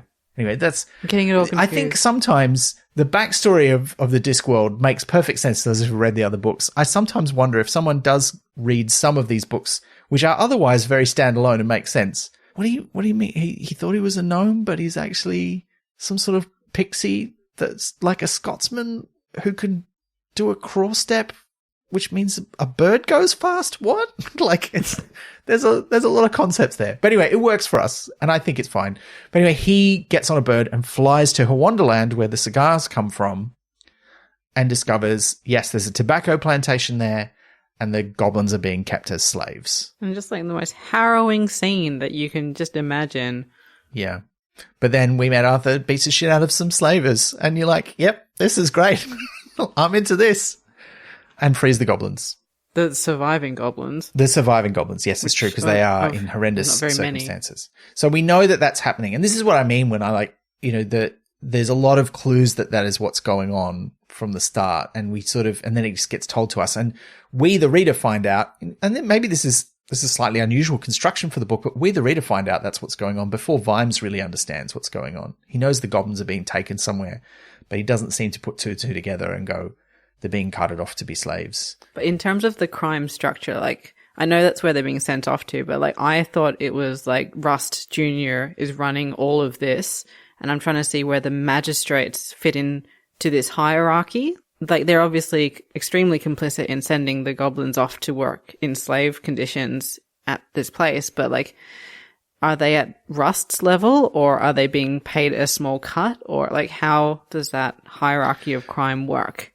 Well, you've got a good question there. It's not really addressed. It's sort of in the closing moments of the book, they talk about how they're going to have to sort it all out in the legal investigation of people's books and stuff, and it seems like it'll come out that they're being paid something. And they've certainly gone beyond their remit as magistrates in the things that they've allowed to happen under their watch, and possibly are not even legitimately magistrates. There's a hint of that as well. But it's implied that they're like getting goblins from all over, because it's very like everyone's gone to ground and hiding. So like, these aren't the only goblins that are being sent there. There's like theirs from 3 years ago plus this new batch. But like, I think isn't the implication that they're coming from all over the disc, or where they're available from? So like, is it Rust is getting different groups too, or are they all from this area? I don't think that's clear. Like, I don't want to get all the red string out, but I was just kind of like... But I think it's definite, that these goblins are being kidnapped and put into slavery. The only thing we know about goblins in other places is that, as one of the goblins in Ankh-Morpork puts it, if there's a goblin cave or place where they lived on a map, then you probably won't find goblins anymore there, because people have been there to steal their pots and kill them. So it's not clear that any other goblins are being put into slavery. Yeah, it's not really clear. We do know wherever they are continuously driven to the edge of survival. At least in the context here, clearly that is the edge of survival. For that specific group is meant slavery. When we meet the ones in Quern, in Raising Steam, they seem to have a slightly different culture, a slightly different set of challenges. So I'm guessing they might be coming from surrounding areas, but probably not from that far away. Because Pratchett doesn't really go into the motivations behind this. I mean, beyond sort of they want cheap or free labor, but the implication seems to be that this is one of the ways they're fighting back against being taxed for making tobacco. And they're like, well, all right, then we won't pay for labor. We'll steal some goblins and force them to work for free. Although it started several years prior with Upshot's dad, so odds are they were pulling this shit already. It just got worse. Yeah. But I also got the impression that it's even before the tax, like this was like, how do we get a competitive advantage in the tobacco industry? So it's kind of not very explicit, but kind of an sort of implicit sort of critique there of things that capitalism drives. If your profit motive is out of control, you'll do horrendous things to make more money than the next person and corner a market. Sometimes follow the money and sometimes follow the arrogance. Yeah, exactly. But they find out that these other goblins have been taken, that they're on a barge being towed by a riverboat, a famous riverboat called the Wonderful Fanny. And my memories of this book were pretty murky, as I said. I have read it before, but the original cover is of Vimes at the wheel of the Wonderful Fanny with a goblin over his shoulder, which is a great image, but it's not really what happens in the book. He doesn't steer the book at any point during that climactic scene, but it's fine. It's a bit of artistic license. It's lovely. He steers a boat later, though. They're smashing together two things. Yeah. But this is like the beginning then of a really long and quite it goes on for quite a long time, but it's unrelenting, like action sequence as he and Feeny get on some horses. And there's that great thing where Vimes is kind of embarrassed because he doesn't actually know how to ride a horse, even though he's done all these other amazing things that mean Feeny thinks the sun shines out of his ass. But he's helped by Stinky the goblin, who can make a horse do what he wants. So he helps him out. But they chase after the boat. It's going around this really windy river like the Mississippi, so they can go in a straight line and catch it up fairly easily on horseback. But as they're doing that, a storm arrives and starts to fill up the river and create the conditions, as you were saying earlier, Liz, of what they call a dam slam, although they always spell it D-A-M-N, which is where a dam forms from all the debris. It builds up the water until it's big enough to break through that, and that sends a big flash flood down the river. And there's this whole, it's a bit, what's that movie where something similar to this happens? Like, is it Cape Fear, where there's like a climactic scene in the rain on a boat with like some sort of law person chasing a killer? We always talk about how cinematic Pratchett's writing feels. And I think this sequence at every point, we're like, this is like the climactic part of a action film. It's pretty great. Yeah, well, it's kind of like one of those movies on a train where they like go through the carriages to get to fight the big boss. And so like he encounters different things on the way. Like you have what's the complicated chickens? Like, is that what they're called? Like that's one yes. of Yes. The complicated chickens that lay square eggs in a which felt a bit like that chicken short story that we read that he wrote. And I wonder if he was drawing on that. There's a couple of things in this book actually that feel like his other work. Like the bit about the apple tree that creates the gas that makes some of the apples float up into the air was very much like the enormous trees in the final Long Earth book as well. True. So there's some parallels there. But yeah, this action sequence, I don't think we don't need to go through it blow by blow, but it's intense. How do we feel about it? Stressed. Very stressed. Yeah, fair enough. It was a lot of fun because I was listening to it on audiobook, refreshing my memory of it. Got to that bit, and one of my housemates was hearing the bit about, it's all right, I know the eyes of a killer, I'll give you a crossbow. And Kat's gone, and then of course, see, I saw that coming. And then, of course, it turns out Vimes also saw that coming, which was a good bit of fun. Yeah. Because, we've seen him pull stuff like that before as well, where he's like, I'll give you a weapon, it's not what you think it is, though. I found it to be a lot of fun. There was a lot happening. Yes. And a lot of characters who blaze by at record speeds. Yeah. But I wouldn't change anything from it. They all make at least a little bit of an impression, though, I thought. Yeah. Those characters. Like the guy who looks after the oxen in the hold. Yeah. Captain Silito and his wife. Yeah. I'd like you to turf him over the side, but I would not be mad if you didn't also tie a rock to him or whatever it was. That's right. That's right. Like, that is a woman I would love to meet. That's amazing. Yeah. I did like the whole thing where, so Stratford is the guy who it turns out has murdered the goblin, has been in charge of this operation in terms of doing the bidding of his master, which is the younger Lord Rust, whose name is Gravid Rust. And we never meet him, but we just sort of get all these stories about how awful he is. He's come up with this scheme, so clearly he's evil. But Stratford is just sort of a vicious killer. In some ways, very much in the mold of Casa from Night Watch.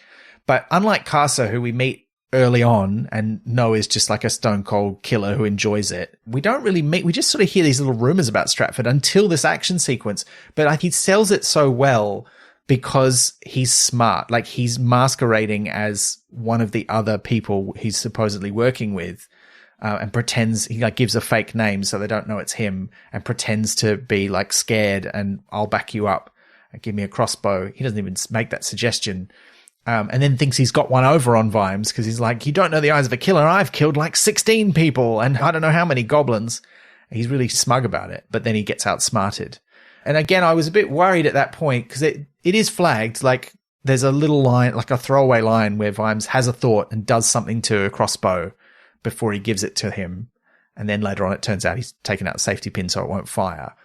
But when he is fighting with Stratford, it does come across as desperate. And I feel like that was one of the few places where I felt like, oh, he's in danger here. Because like he's outsmarted him, but he's still like a vicious killer who wants to kill him, and he possibly could. I also think it tells you that Stratford is smart but bad at details. Yeah. Aside from the horrible description I think it's the first one we get where he makes somebody else re-embowel the dead goblin woman, which is just horrifying. Ooh. Oh yeah, that was gross. He sells himself as a river rat, but it doesn't occur to him that he doesn't really know how to stand on the water. He could have sold himself as a dock worker or got roped in. He takes the bow, he doesn't check it, he doesn't notice. He doesn't notice the details in the confrontation at the end that he gets wrong. He's bad at the details, and that's ultimately what kind of screws him. And there's that line later about how he is such a good killer, or like how he like gets used to killing because he doesn't see other people as having an internal life. Like he's the only one who's real, which I think would tie into that stuff where he's like, no one could outsmart me, I'm the only real person here. It's the arrogance again, right? Like, he's too arrogant. He thinks he's so much better than everyone else. He's the only real person. So why would he check the details? Why would he think that it mattered? Yeah, and he's used to people being afraid of him as well. Like, in the later confrontation, Willikens has a line where he's like, found out, oh, you really scared people where you're from, didn't you? And I think that's also part of it, is he's used to, like, being such a... He's kind of like painted like a traditional fictional psychopath, you know, like in that, and he just frightens people because he does all these awful things, and people kind of know this reputation about him, and he's used to that being enough. But Vimes does not care about any of that. What I think makes him in some ways worse than Carcer. Carcer enjoys hurting people. It's fun. He loves it. It's his favorite thing to do. But Carcer's joy is being the one holding the knife, doing the horrible thing. Stratford will absolutely do that, but he seems to get a particular joy out of making other people. Yeah. Of putting other people in the situation where they become complicit, where they do harm. He hurts people by threatening them, and then makes them do the horrible thing that he can watch them doing, and that is a different kind of horrible. Yeah. To Carcer. Like, Carcer's kind of fun, like, he's awful, but he's fun. As a character to read about. He's engaging. Stratford, well, reminds me a little bit of the fairly stereotypical callousness of the people he's working for and who they represent. You know, I may not get into a fight with these people, but I will send other people to die. Yeah. I may not kill someone with my own hands, but I will enact policies or turf people out of their homes. It's the comment at the beginning, how high does the gibbet have to be then for someone who's doing this systematically? And Stratford's like that in microcosm again. Yeah. And also those people are happy to work with someone who is a horrible killer. Like, they're like, yeah, we don't care. We just need it done. Obviously, what we're doing is awful. I don't want to deal with the awful details. Send an awful person to do it. And no reflection that maybe we shouldn't be dealing with someone like this. No, the awful person did that. I didn't do that. The fact that I hired them and then deliberately didn't watch what they were doing is definitely not the point. Which...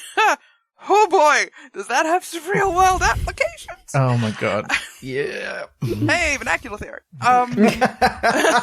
Vernacular socialist theory. There it is. Yeah. Hey!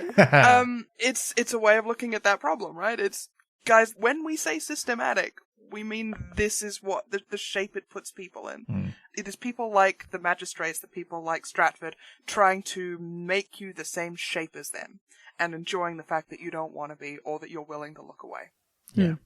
The people's unwillingness to be uncomfortable is enough in the right circumstances to stop them from doing what is right or stopping something that they know is wrong. Because if no one does, they will either make you complicit, they will make you the monster, or they will make you the resource they're exploiting. Yeah. On no level do you actually get to be a person, though. They're the only ones who get to do that.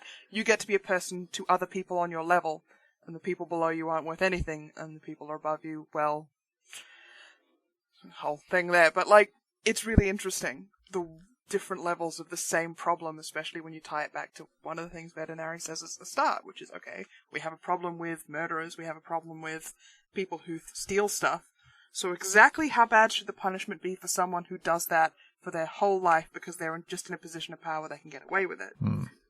That should be a bigger gibbet, guys. Yeah. But, does it matter if the gibbet is bigger? Because they're still going to get the same punishment in the end.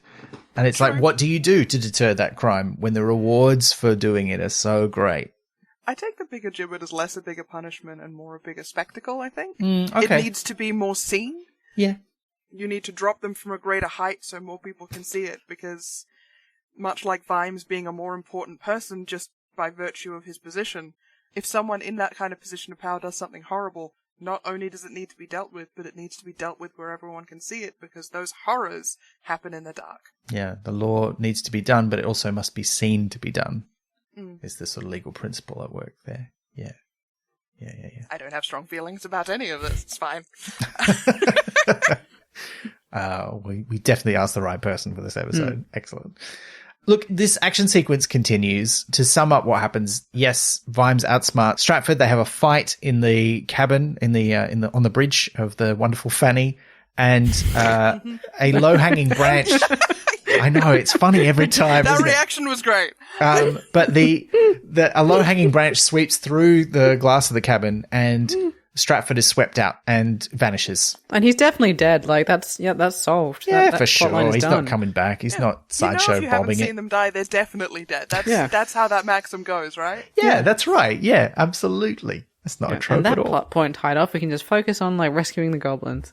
And of course, they got a problem though, because the captain, who is able to navigate the river in the dark because he knows the river so well, but he can only do that because he's been keeping count and he knows when he's got to turn and when he's got to try and slow the thing down.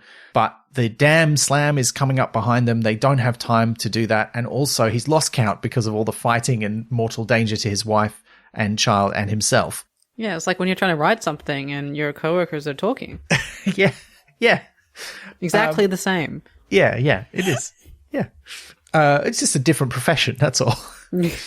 But Vimes can see in the dark, so he's able to help Captain Silito navigate the river, and they manage to make it all the way to Quirm by surfing the flash flood wave. But the ship crashes on the beach and everyone is knocked out, but then they come to and everyone's managed to survive. What's the ship called? The Wonderful Fanny has crashed on the beach. I feel like this must have been a very different book to read in America, where Fanny means something quite different. It got a bit soaked, but it landed okay when it got to the finish line, and that's... sometimes things just happen all at once, and you got to deal with the cleanup afterwards. We had a book a few... I've been trying so hard to be good. No, you don't feel you need to. That one got out. But much like the Fanny. This just makes me think, a couple of books ago when we were doing Making Money, and there were all the jokes about the sex toy and the little dog. Someone asked us, is this Pratchett's filthiest book? And we have discovered, no, by no means. Like Unseen Academicals, much filthier. This, a lot of filthy jokes in this. And swears. Some not just filthy. Yeah, there's swears. There's at least a few shits in here. You don't realize jokes are filthy until you have read something else, and you come back and you read Pratchett, and you're like, oh god, that's what he was referencing. That's amazing. Yeah, in America, that is. Yeah. I reckon it's less funny in America, Ben, because like Fanny's just like your butt, isn't it?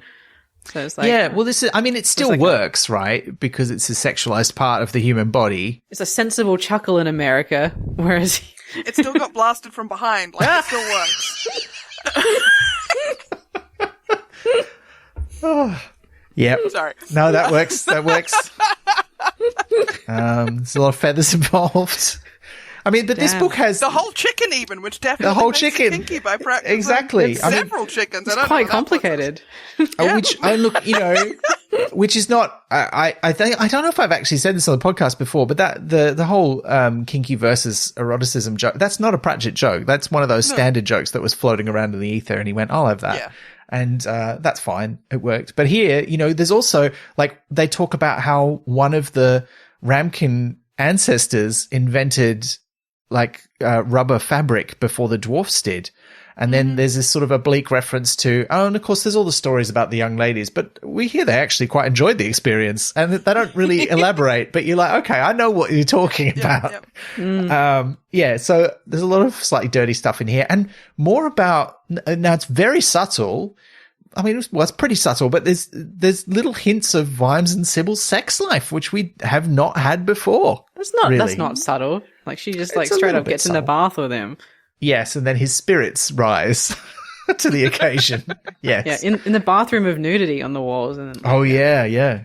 But no, there's just some. It's nice. It's just It's also sweet to see that portrayed in a married couple. You're getting a lot of those traditional old jokes where, you know, you see people fully clothed, never touching each other in old shows and stuff. Yeah. And it's like, because they're married now, and the joke is that once you get married, you stop having sex.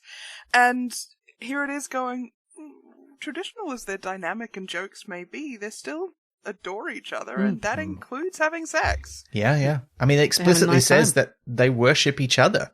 And you're like, yeah, okay. You can't really be more clear about how equal this relationship is, even if it has those trappings on the surface. It's really nice. But look, the moment on the beach is also quite nice. Everybody regards Vimes as a hero, quite rightly so. Like, he saved a whole bunch of people. But there's that moment, you know, the spit take kind of moment where he's like, oh, thank God, everything's worked out. And they're like, yep, we sorted it all out. All of the passengers are safe. And he's like, yeah, and the goblins. They say, yeah, the goblins are fine. We got them on the boat they were supposed to get on. And he's like, what? You did what with the goblins? Because they're treating them like cargo, because they're not treated like people. It's very, I beg your finest pardon. Yes. Like. Yes. And so he immediately gets a character who was Chekhov'd at the start of the story, who is one of his own officers who's on secondment to Quirm, to help organize a fast boat to catch this cargo ship. But he also learns from Wee Mad Arthur, who's come back looking for him, what happened in Wonderland, where the tobacco plantations are. And now he knows for sure, okay, they're being sent to be slaves. This is fucked. I think, look, I said before I didn't think he'd put two and two together. That's probably a bit rough. I think he probably has, but it's not in the text that he has. He's sort of like, you can see him kind of mulling it over. I think there might be, actually. There's a moment where they're saying they've taken more goblins, or he's talking about one of the earlier rounds of goblins, and he goes, you know what taking sentient people without their consent is called? Yeah. Lad? That's called slavery. Yeah, no, that's true. And there's also a bit where even the first time we're told that they're being taken, the magistrates tell everyone, oh, they're being sent to somewhere far away and sunny where they're going to work for their living. And you're like, that's clearly a euphemistic description of we're making them slaves where we want to grow tobacco. Also, we're taking them to a work camp is a phrase that has a huge amount of history. Yeah. Especially with goblins. Yeah. Oof. Yeah, it's pretty... Oh, yeah, it's just awful in every way. So, yeah, I think he probably does know what's going on, but he doesn't explicitly tell. So it's really not a mystery what's happening to the goblins for most of the book.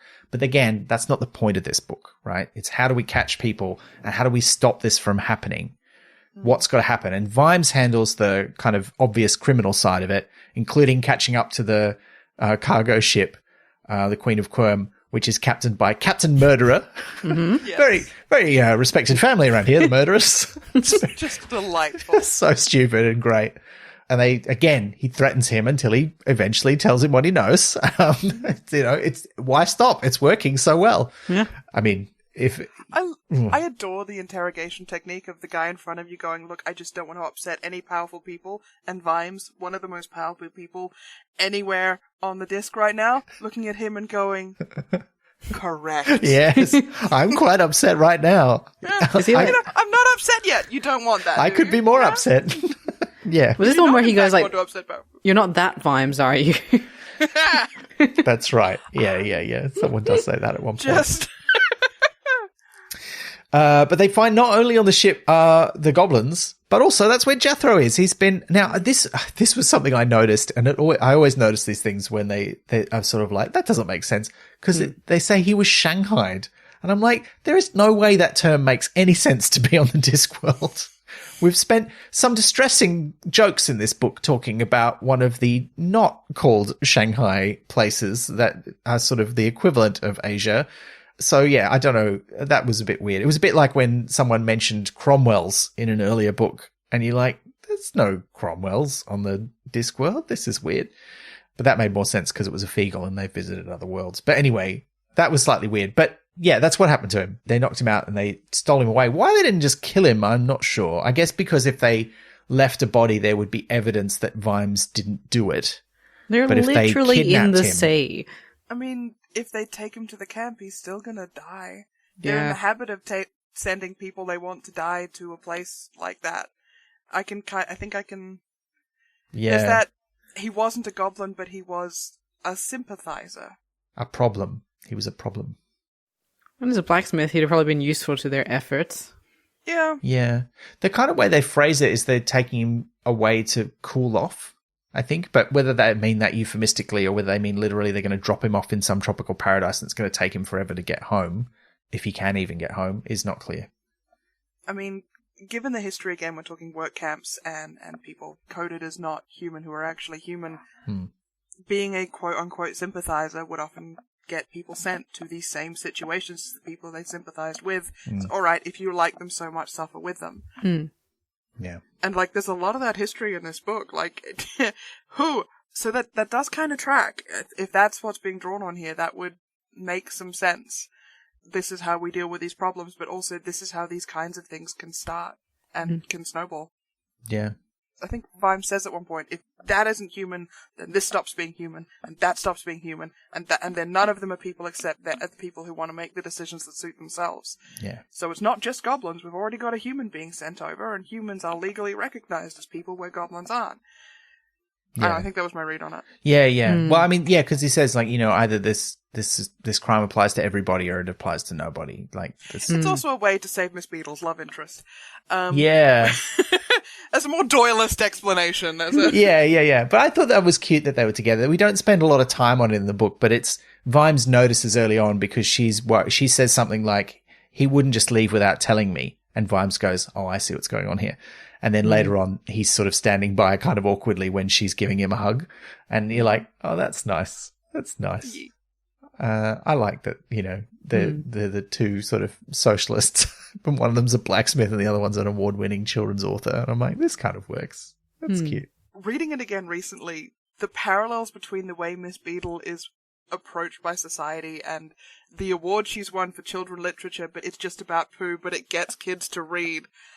Wow, that feels a little on the nose in certain respects. Like, I think it's absolutely delightful. She's writing the kind of books that many adults think are silly and not worth anything, but they are getting children to read, and those silly children's books have won her numerous awards. And that's part of the history of the Discworld series and Pratchett's recognition as an author. I wonder if you might have lent that little bit to her for the story, Yeah. I think that's fair. I was thinking much the same thing because I don't think Pratchett ever really does a proper self-insert character in any point in any of his books, really. But there are a lot of characters that have elements of his personality or experience, and I think absolutely that Miss Beadle is one of those.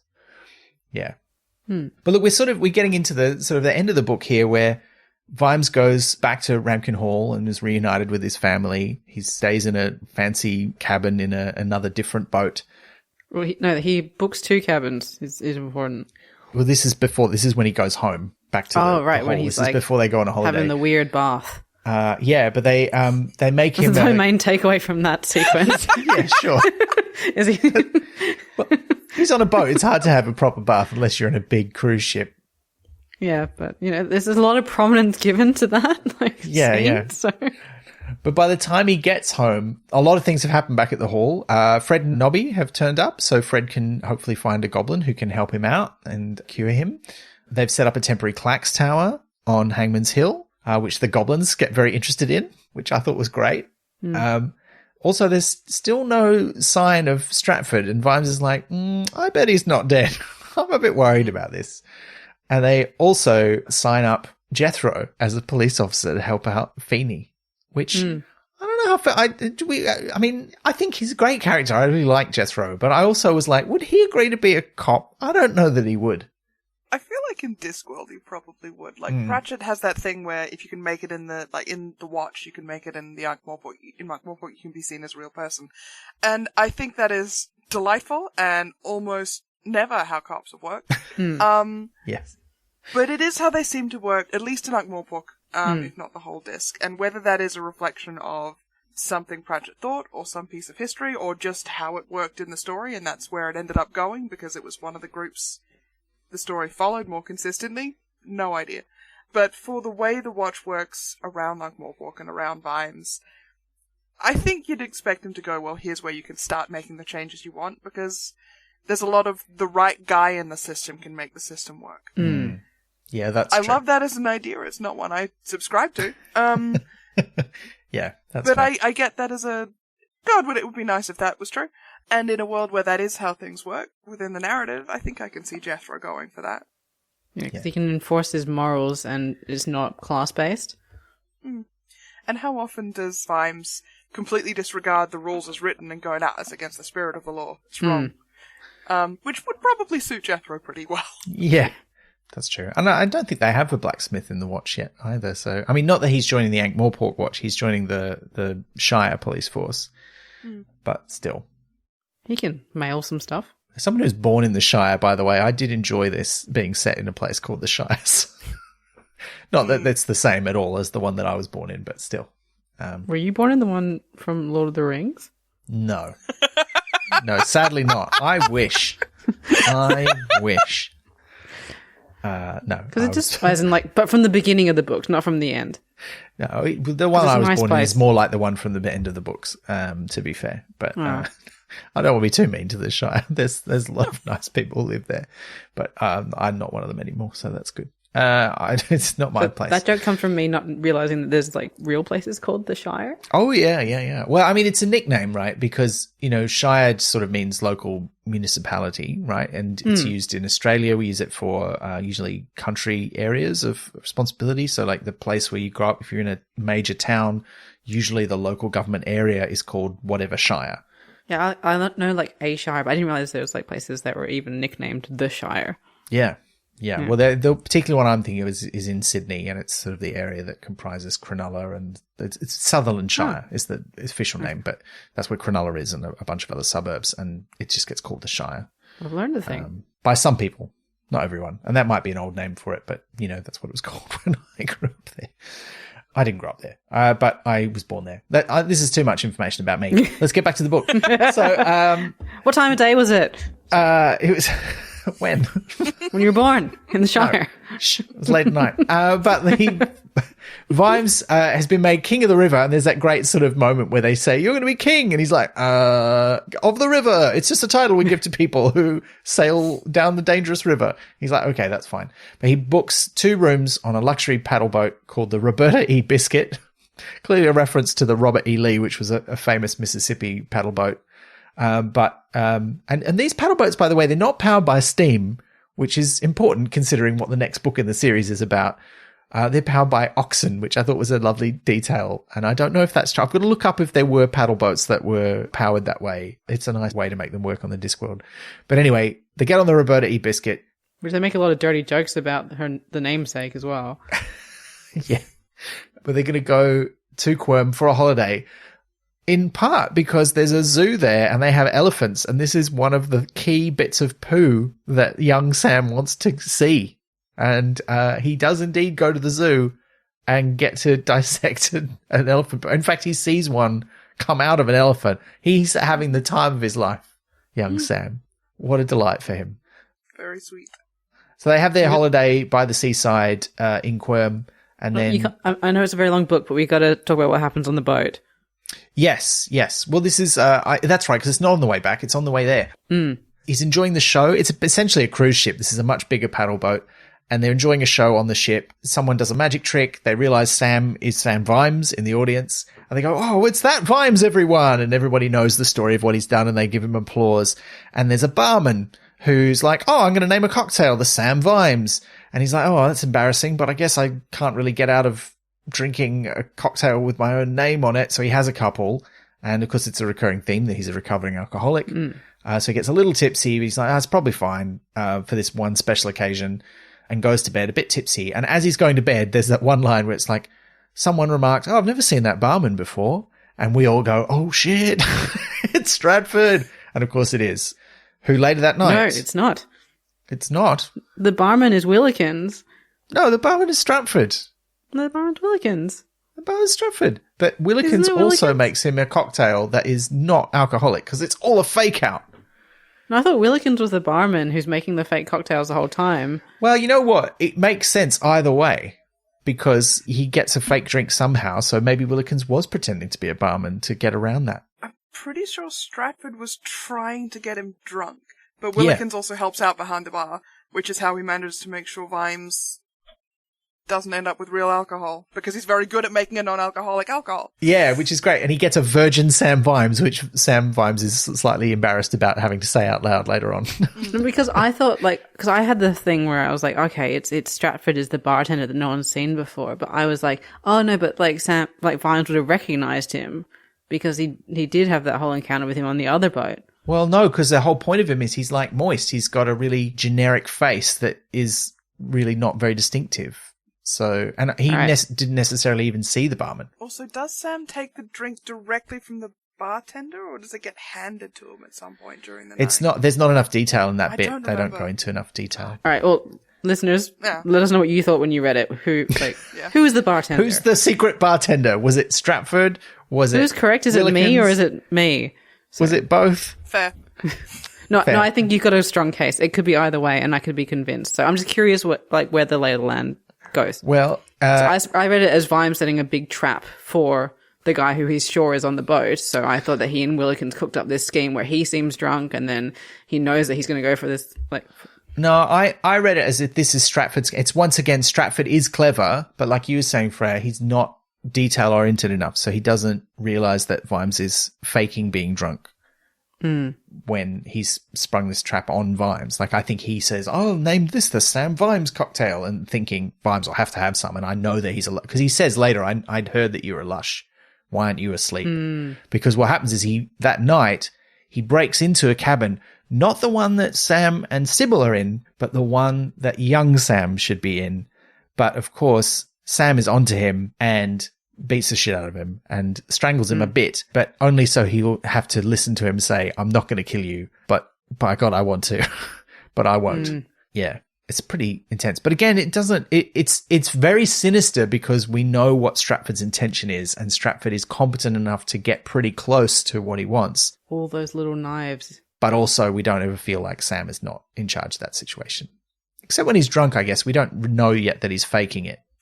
I think the moment where he goes into the room, and for me at least, there's a bit of a reaction where I went, oh shit, he was going to go for Sam's room. And Vimes would have been expecting him, so he would have stayed there waiting for him. Oh crap.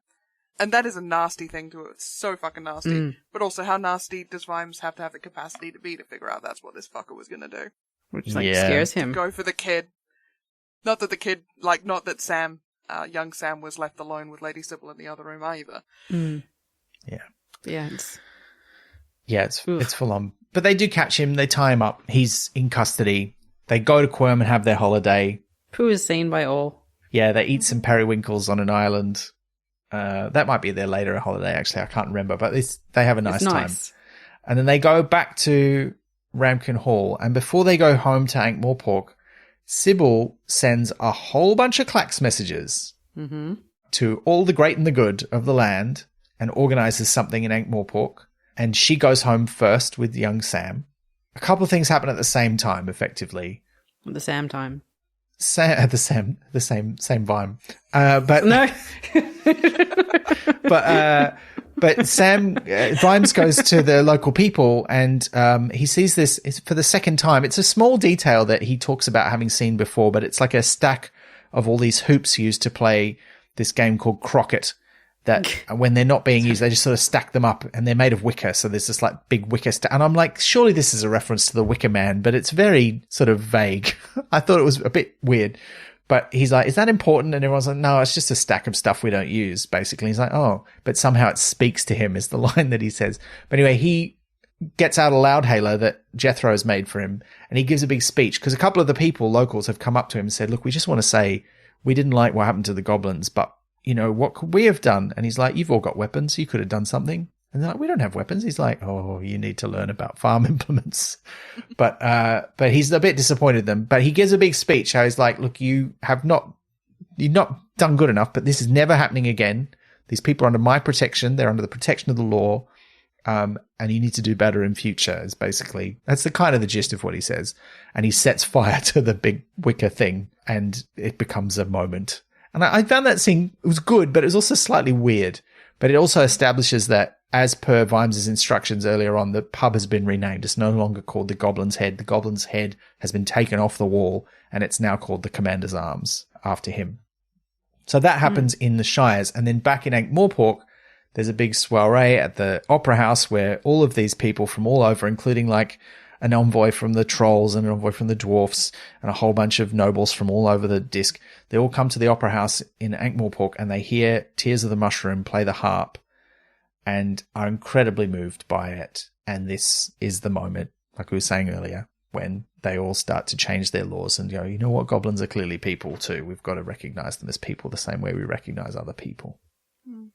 As someone who works at a newspaper, I felt aggressively catered to with the scene where the music reviewer files his review and the sub-editor is like, oh, can we take all this waffle out? And he's trying to like the editor slams in and he's like, no, don't change a word. Yeah, come on. But yeah, I was like, thank you for putting that in there for me as someone who specifically edits reviews. And so, yeah, thank you. Yeah. I did think of you during that section, Liz. I'm like, I bet Liz loves this. I did love that. And that review is quite beautiful as well. It's very poetic. Why couldn't he just say it? And it was just like this, the worst thing ever. It was great. Yeah. Mm-hmm. So this is the tidying up part of the book. So Vimes has the magistrates all rounded up to be investigated and talks to the colonel, who's slightly worried about what will happen to his wife, but is otherwise very on board with all of this because he thinks it's all been horrible and hopes his wife learns from the experience. But Vimes also knows they probably won't face terrible consequences. They might just be stripped of their titles and maybe get some big fines, but they're not going to suffer for it. Apart from Gravid, who might, and he has a telling off from Vetinari, who's like, you have done so many things that were not quite right, sir. And Vetinari's like, yeah, but what about Gravid Rust? Like, are you not going to hang him or something? And he's like, no. You see, he's lost all of his social capital. Nobody wants to deal with him anymore. His money's been seized. He's been written out of the will. He's no longer the successor to the family title. And he's going to be sent to Forex. Classic. And there's a little bit there about, you're going to send the Dark Clerks after him. And he's like, no. He's just going to have to be there. But there is a hint after Vimes leaves that Vetinari who's been so taken by the music of Tears of the Mushroom. It's just like, something might happen to him. We're going to keep an eye on him for sure. But, he's clearly a little clumsy. Maybe someone will just need to help him up a bit or down. Maybe. Yeah. Who knows? And then Stratford's being transported to Ankh-Morpork to hang for his crimes and hopefully add to the evidence against Gravid Rust, but manages to escape when there's a collision with his wagon. But Willikens is there, who says, like, yeah, Vimes doesn't know I'm here. I'm going to kill you. And then he does. And it's it's a classic scene, but it also, I think, harkened back to something that normally in Pratchett books, we've talked about this before, kind of a Disney villain kind of ending where the villains usually are somewhat responsible for their own death rather than the heroes doing it. And in this case, we've got a sort of alternative to that, which is our constant person who does the dirty work that Vimes won't do himself does the dirty work that Vimes won't do himself and kills him off. Mm-hmm. But he also positions things in a way that it could have been an accident because, like, it's reported as, he was thrown from the cart. And so, like, there's still, like, Vimes knows, but he has a emotional deniability. I figured that Vetinari also very much knows exactly what happened there. Someone killed him. Nari knows everything. Well, that's true, yeah. But Vimes is able to accurately say, yeah, I don't know. But there's this weird thing where Willikens is like, I haven't told Vimes I'm here doing this, and I'm never going to tell him. And Vimes is like, clearly that Willikens did that, but I'm never going to ask him about it. So it's kind of that thing where I won't ask and you won't tell, but not in the horrible way. Sorry to invoke that, folks. But you know what I mean. Everyone's aware, but everyone's pretending not to be aware. It's also still a position of power needing plausible deniability and a willingness to look the other way on certain stuff to function. It's inherent to the way it works. Not sure if that was the point or not, but it still feels very, there's someone else out there to do the dirty work. In one case, because I don't want to look like the bad guy, and in the other case, it's so he doesn't become the bad guy. Because we need him to not be. Yeah. Yeah. And for most of the book, Willikens doesn't go further than threatening people. Or in one case, firing one crossbow bolt at just the right moment. But here, he kills somebody. And of course, he has killed to protect Vimes before in Thud. So, yeah. Well, then the last thing that happens is we find out that Colin and Nobby are staying in the Shires for a while. Colin so he can recover. Nobby because he struck up a romance with shine of the rainbow, this young goblin woman who's enamored with him. And there's that great sort of exchange between Vimes, who's like, but how's that going to work? And Sybil's like, don't worry about it, dear. They'll work it out. You know, there's a dwarf and a troll that have shacked up together and ate more pork. It's fine. Anybody can do it. And then we got that lovely last scene where Vimes is invited to the wedding of one of the Gordon sisters, Emily, who is described as the one who, the description of her is like, oh yeah, she's blonde and she's a really good cook and she's very conscious of her enormous bosom. And Vimes is like, I think she's going to find a husband. And of course she's the one who does. But then her sisters have all like kind of taken his words to heart, and some of them have become nurses. The one who's a lumberjack is still a lumberjack.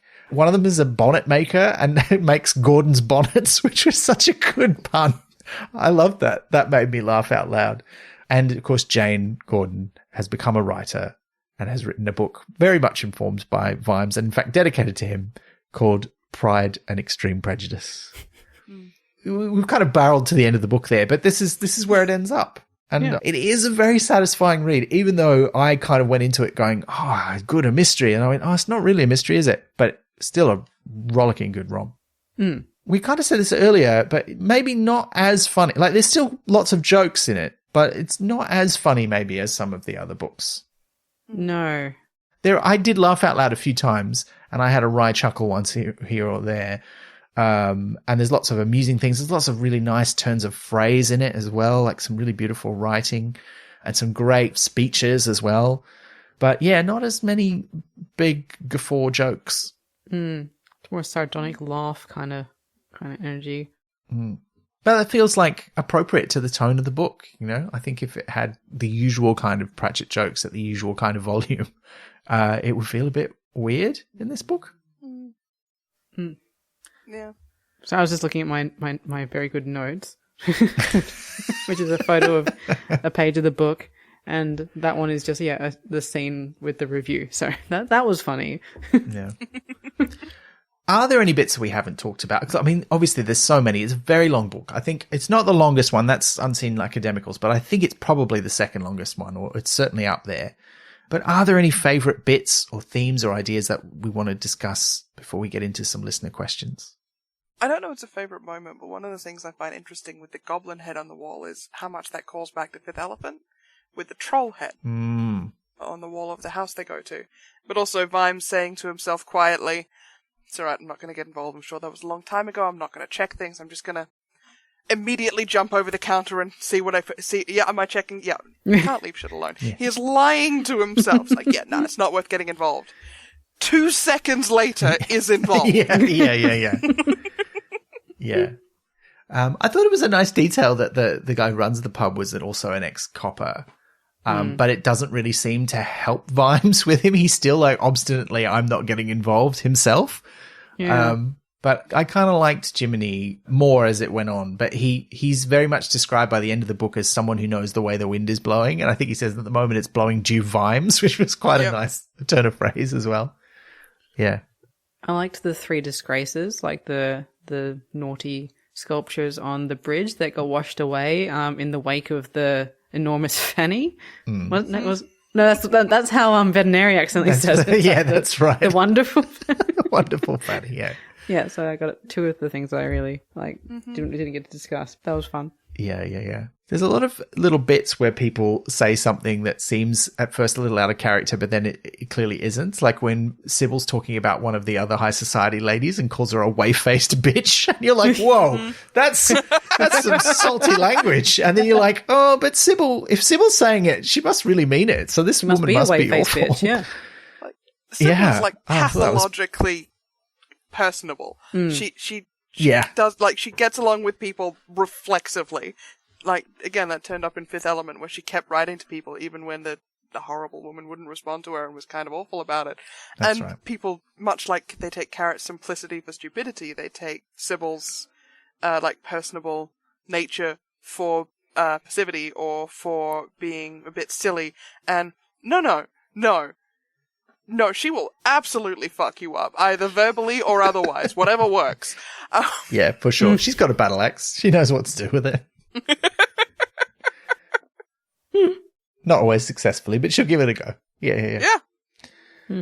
I did, like, as well as the review itself, which is too long. I won't read out the whole review of Tears of the Mushrooms thing, but I did like the way Vetinari speaks about it when he's sort of lost in thought. And because he's established earlier on in the books as he likes to just read sheet music and imagine it in his head, because then it's perfect. He doesn't need someone actually playing it to fuck it up.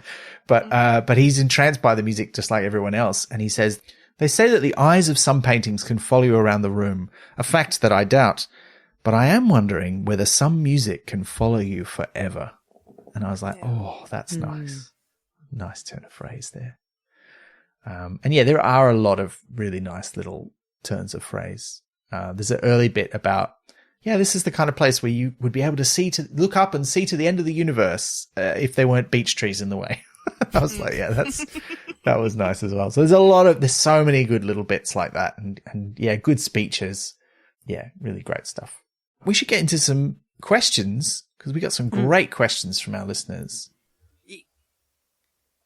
Yeah. All right.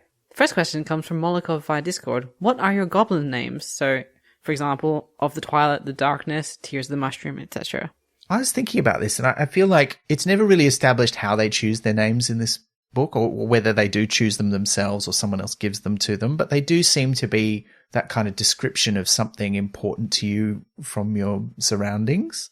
Mine might be something like the rattle of the dice, something like that, something that represents my kind of deep love of games. Probably not the rattle of the dice, because dice are not the important part to me, but something like that. The joy of the clicky-clacky math rocks? No, I'm not really a dice goblin in that way, if we can use another meaning of the word goblin. But no, but I do like that. Yes. So that's I might think of another one, but what do you think? I really love the format of of the insert context word, the insert specific word. So but also, I don't know. I've come up with this idea of the insomnia, the lamplight, because I spend so much time in the middle of the night with a lamp on but it's also a really beautiful time of night. It is both what sleep never heard of her. It captures that aspect of my life, but also, all the time I spent in a little circle of light doing things or reading things whenever I get the chance. Mm-hmm. It's weird because mine was also sleep related but it's of the moment where you're still tired enough to I'll describe what it is and I have to try and succinct it down. When you wake up and you need to go to the bathroom and you see the light that shows that it's almost morning, but you get to sleep a little bit longer and you know that you're not awake enough that you will fall back asleep once you get back to bed. Oh yeah, it's the perfect cozy. Yeah, so that moment. So where you you're going to get back to rest and you know that you're going to get enough rest before you have to wake up and the light is nice. But I don't know how to phrase I don't that. think I've experienced that since I was about 6. So no, because it's rare. That's why it's so valuable. Yeah, absolutely. Because it's the exact perfect thing. Yeah, I'm thinking there's something of the dawn, the blankets or something like that. Something that's not quite right. We'll have to workshop this. This is a very difficult question to answer off the cuff, Molokov.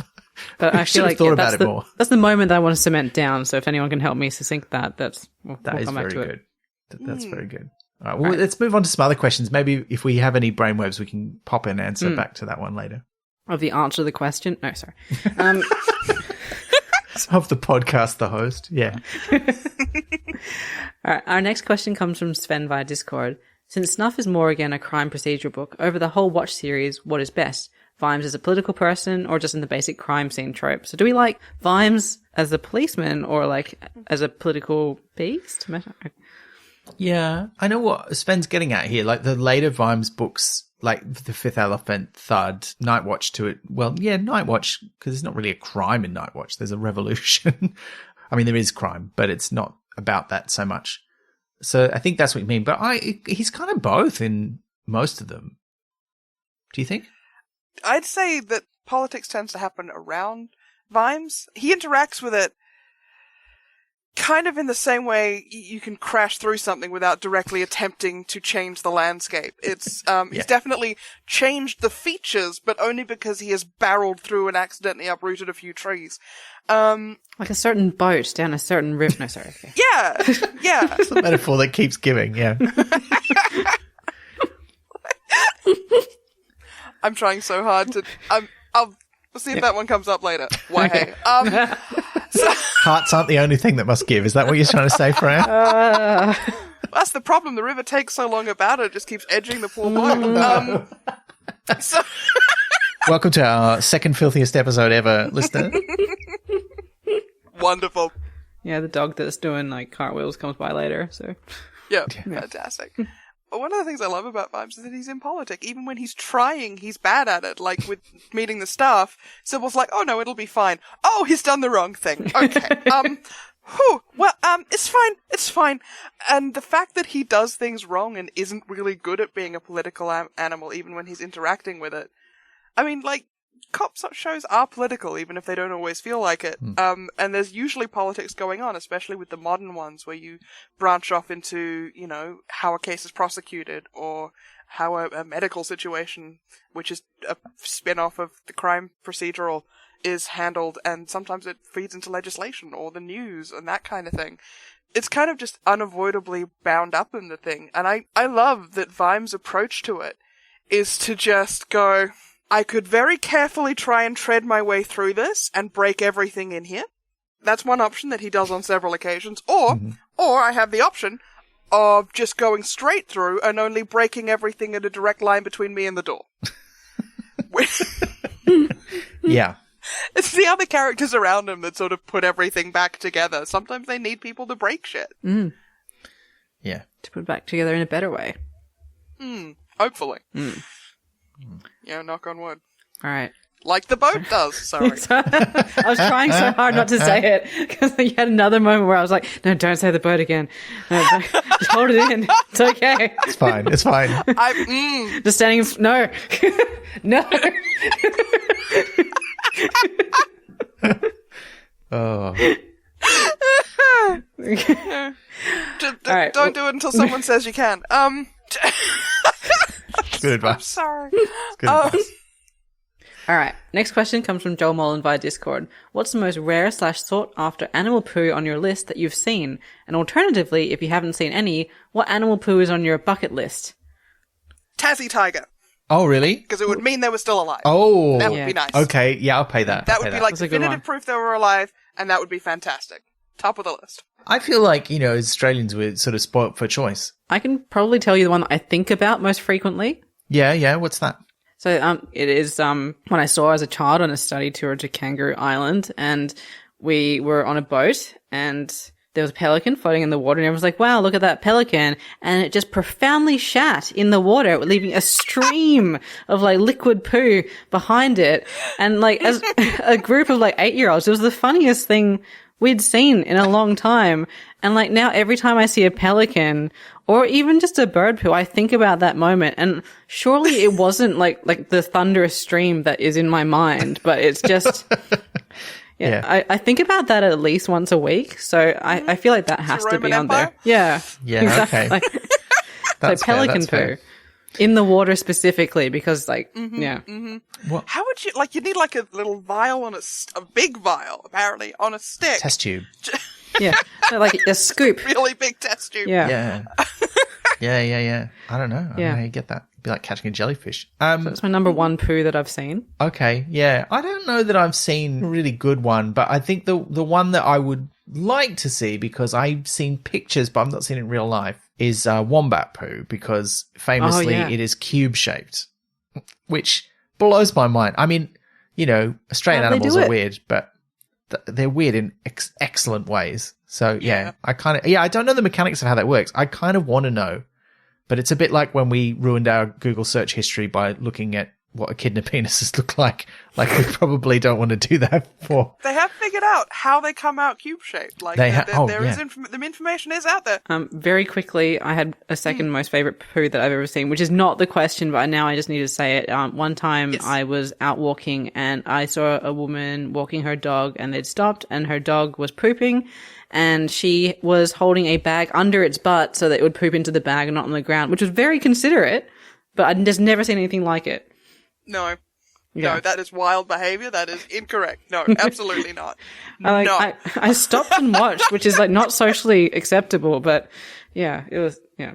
No, that's unhinged. That's where I draw the line on society. You know, it's all going to hell. All right, our next question comes from Susie via Discord. Do you think that Terry's dementia made this book better or worse? I'm thinking about how raw some of the writing was, and I'm thinking this might have made it more realistic. So that's Susie's comment. And there's a response from Ian on Discord as well, which says, honestly, his writing changed. I'm not sure if it's a better or worse book, but the last few books are different from the 35 or so that came before them. I still enjoy them, but they have a different flavour to the earlier ones, which is where I have an issue. I've been thinking about this a lot because people talk about this with the last books quite a bit, and it had been a long time since I read them, and I did not remember feeling that the ones, and I haven't read the last two yet, I'll be reading them for the podcast for the first time, but I hadn't remembered thinking of these last few books that we've read that they felt really different. And I think there is a tonal difference with Snuff, and it's not as full of jokes as some of them, but it doesn't feel to me like it wasn't a deliberate choice. And I don't know how accurate that is. But again, we can't know that. But I guess from my perspective, I feel like there's still such a love of the word. There's still such love of writing. We've noted that in a couple of the ones before, there's some of the plotting is not as sharp, maybe. But I think the plotting is pretty great in this. It's very consistent. There's a lot of things that are sort of foreshadowed or telegraphed in ways that are clever or subtle. I don't know that it was. I think it would have made it harder for him to write the book, but I don't know that it affected the style of this one necessarily. I think there was a choice to make the book the way that it is. That's my feeling. What did you think about it? So, I've been obsessed, as I said, with these books since I can remember. I found them on my dad's shelf, conveniently left within reach, so that was definitely an accident. And I didn't understand you were supposed to learn to read things in order of difficulty, so I would just pick things up. So I would be reading this and a few other texts I would just do over and over and over again, like the very non-autistic child that I definitely was, for sure. And when it wasn't the Hitchhiker's radio plays or one of the Red Dwarfs, it was Pratchett. And so I would be reading one of the books. And then I would have to go to bed, so I would have to turn my light off and put the book down, which sucked. And so I would turn on the audio book, because I had all the Tony Robinson ones that were out at the time, on cassette tape, and I would press play on that as I went to sleep. So I was constantly reading at least two of the books at the same time, and it made me happy. So I think Snuff for me is the first book where I went, the rhythm is different, but I don't know how to put there are eras with his writing.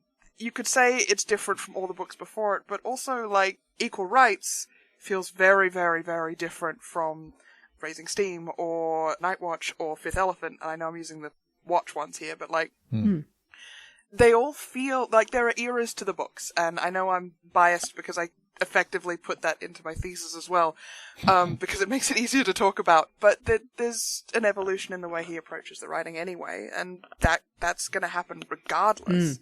And just going, well, from here there's only one dividing line doesn't really work. That being said, yeah, Rob particularly has talked about, as has, I believe, his other friends talked about, the way that he was writing had to change. He went from writing one specific way to using that text-to-speech blocks of text that they'd go through. And some of that is going to have been the dementia, but also some of that is going to be simply a product of using different tools. You can use different tools to do the same job, but the way you get the result is always going to feel a bit different. Yeah. Even if whether that's physical tools, technological tools, assistive tools, it's going to shape the outcome in a certain way. And as a guy who loved tech as much as he did, that's probably part of why the rhythm feels different as well. There's just too many little things at play. For me, the thing that says it's starting to affect him is this is the first book as well where I noticed where it felt like he was starting to say goodbye. He was starting to leave characters like Vimes and Sybil and they have this now. This is their life. This is how to remember them in case I don't get back to them. And for a lot of characters, it is the last time we see them outside of other people's heads. Yeah. Like, it's the last time we get to see inside a lot of characters' heads. It's not fully into I am saying goodbye, but it's where I started to notice it felt like this is a place I can leave them if I need to. Yeah. I don't know if that's the case, but it definitely felt a bit like that as a reader. Yeah. Yeah. I basically agree, and I don't think I can put it more eloquently than that. Like, it feels different, but I cannot attribute a reason why, because your interests change as a person as you age, and as you have different life experiences. Your writing style evolves across your career. So I agree that it felt different, but not in an unfamiliar way. Like, you still are returning to the world that you love. And like, even part of that could be the setting is new and different as well. So I feel something is different, but there's a lot of reasons for that. Yeah. And a lot of things changing. Yeah. And like, Night Watch is probably the point where we started, for me, getting less laugh out loud jokes as much. And a lot more, the joke is the way this is constructed, the beauty of the way the language messes, but it's less, guffaw. Yeah. There's other things you can trace to different points. It's just, only ultimately he and the people closest to him would know what might have been changing things in which ways, but there are multiple different turning points throughout the series where things started going a direction, including the series continuing, which at one point he had not arguably intended to do, depending on which thing you read. So Yeah. And the subject matter doesn't lend itself as much to jokes, like there's fewer footnotes and things, so I feel like it's handled in the way it needs to match the story that he wanted to tell. I think that's true. It's interesting that in the biography, which is partly an autobiography, but the only book that they single out as not turning out the way that they wanted and not being as good as they'd hoped is Raising Steam. And having that as one of the ones I haven't read before, that does make me slightly interested to see how that's going to turn out. But I still think there's so much of the essential Pratchettiness in this book, even though it is taking a bit of a different turn and a bit of a different tone. Yeah, I don't know. I certainly don't think it's a worse book, just different for whatever reason. I think that leads us into a pair of questions which are interesting. Oh, all the questions are interesting, but like the pairing is interesting, like putting licorice with Jaeger. So, interesting is a way to put that. Neither of those flavors should be a thing. Yeah, but they certainly were for like a year and a half, so. And yet, yes, and yet. Look, some people like licorice and they're allowed to be wrong. And that's okay. If you want to eat car tires, sure. Don't ever go to Finland, Freyja. You will not be allowed in the country now. Is all I'll say to you. Or most of Scandinavia, for that matter. Yeah. But licorice is objectively bad, so it's fine. Wow. Yeah, right. Look, and it's okay. People are allowed to be wrong about that. It's fine. Yeah. If they want to eat it, they can do that. Just don't make... Yeah. Okay. Someone has to eat the terrible jelly beans, You need at least one person around. Yeah. Takes all sorts to make a world. Let's not get hung up on not licorice. All sorts, because we got some questions to get through. No more licorice talk. Yeah. So this first question is: licorice terrible? No. Okay. Question comes from Rebecca Johnson via Facebook. Is Snuff a fan favorite? Do you think? I love it and think Terry did a great job, but I sometimes get the sense that other fans don't like it as much, and I'd like to pair that with a question from Rin Betancourt via Instagram. Snuff is one of my favourite Sir Terry Pratchett novels. I love the relationship growth between Vimes and Willikens. What other relationships would you like to see grow like this? So, first, like, the feeling of Snuff in the fandom, and then going into what other relationship would you like to see grow like that of Vimes and Willikens in the series? I mean, they're both good questions. I think it's pretty clear that there's certainly a vocal part of the fandom doesn't like the last few books very much. They either refuse to read them or never got around to reading them or don't like them and talk about how they don't like them. I sometimes feel the way people talk about this, like, I think it's fair to ask, do we think that, his ailing health affected the way he was writing? But there's some people who write about it, and there was actually a famous article that did the rounds years ago now. We talked about it when it came out briefly, where someone basically wrote off the last 5 or 6 books and said they're just not as good as the rest of his stuff. And I'm like, I don't think that's true. It's still a pretty high bar. Yeah. Yeah. Like, it's not as good as really frickin' amazing. It's still frickin' amazing. But also, like, some of the last ones are really good. Like, Unseen Academicals, having reread it recently, I'm like, this is great. The later Tiffany Aching books, certainly, I Shall Wear Midnight, like, full on. Like, again, tonally quite different. But it's a Pratchett book through and through. You know, a lot of those late ones I think are really great. But there is a feeling, certainly, and you see this in fan forums and things, where people just have a low opinion of some of these last books.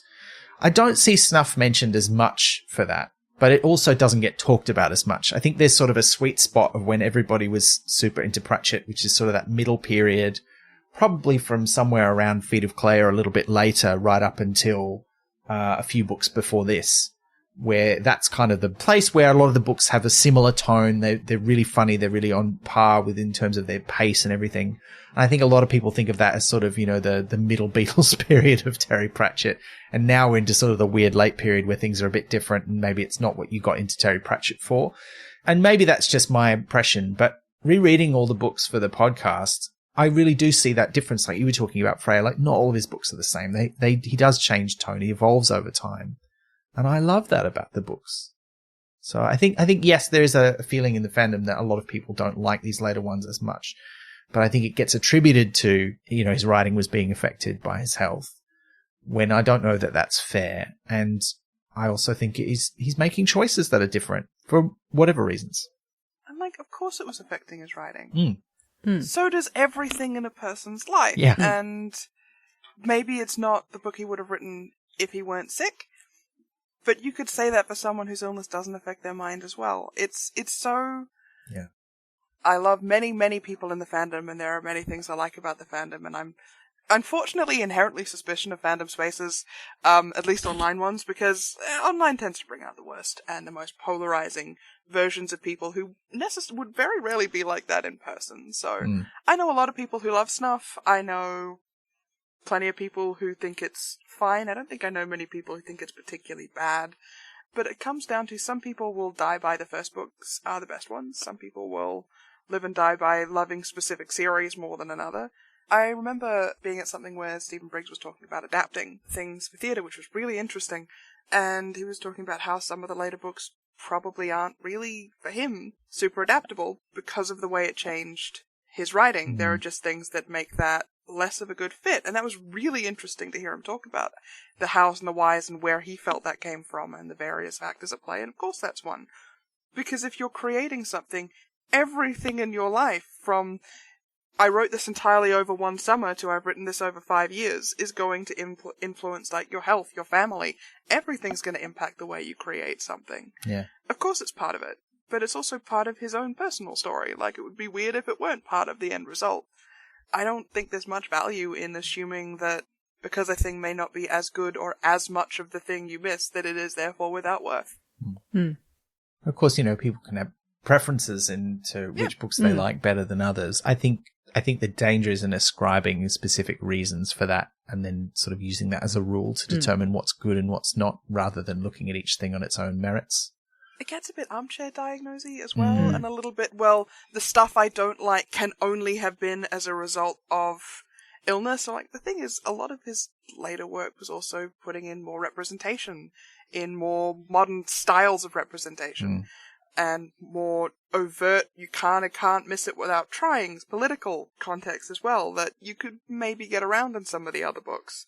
And that puts people off as well, and you know what? Fair enough, horses for courses, but you kind of have to know what you're not liking about something before trying to guess what might have caused it, and even then, it's kind of dicey. Like, we didn't know the guy that, like, none of us were his best friend who was with him 24/7, because, none of us are that to literally anyone in our lives. It's kind of a bit wild to hear people go, it must have been the dementia, because, well, it could have been a lot of things. Some of it probably was, but it feels a bit weird as an outsider to be, it would be like going, oh, I think the reason this person isn't as good a poet is because of their depression. Like, oh, maybe we don't want to do that. Who? Yeah, absolutely. On a personal level, I love this book. Like, it was a page turner, which is really saying something when there's almost 500 of those. Yes. Yes. Oh, man. So, yeah. No, I really like this as well. But it is different. Yeah. Yeah. Agree.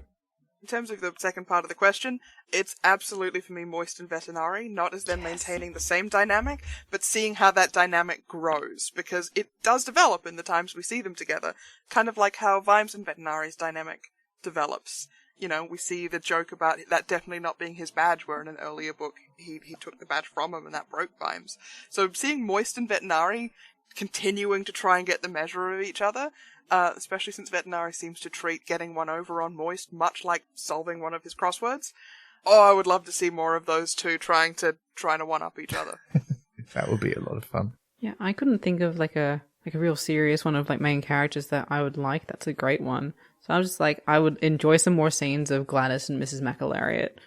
Oh, I adore Gladys so much. Gladys is so good. Gladys is so fantastic. Yeah. So I'd just like to see like more scenes of like just scattered through the books. Just you just throws them like having a tea in the post office or like going out shopping for clothes or something. Like it's just, or like rooming together in it would just be so good.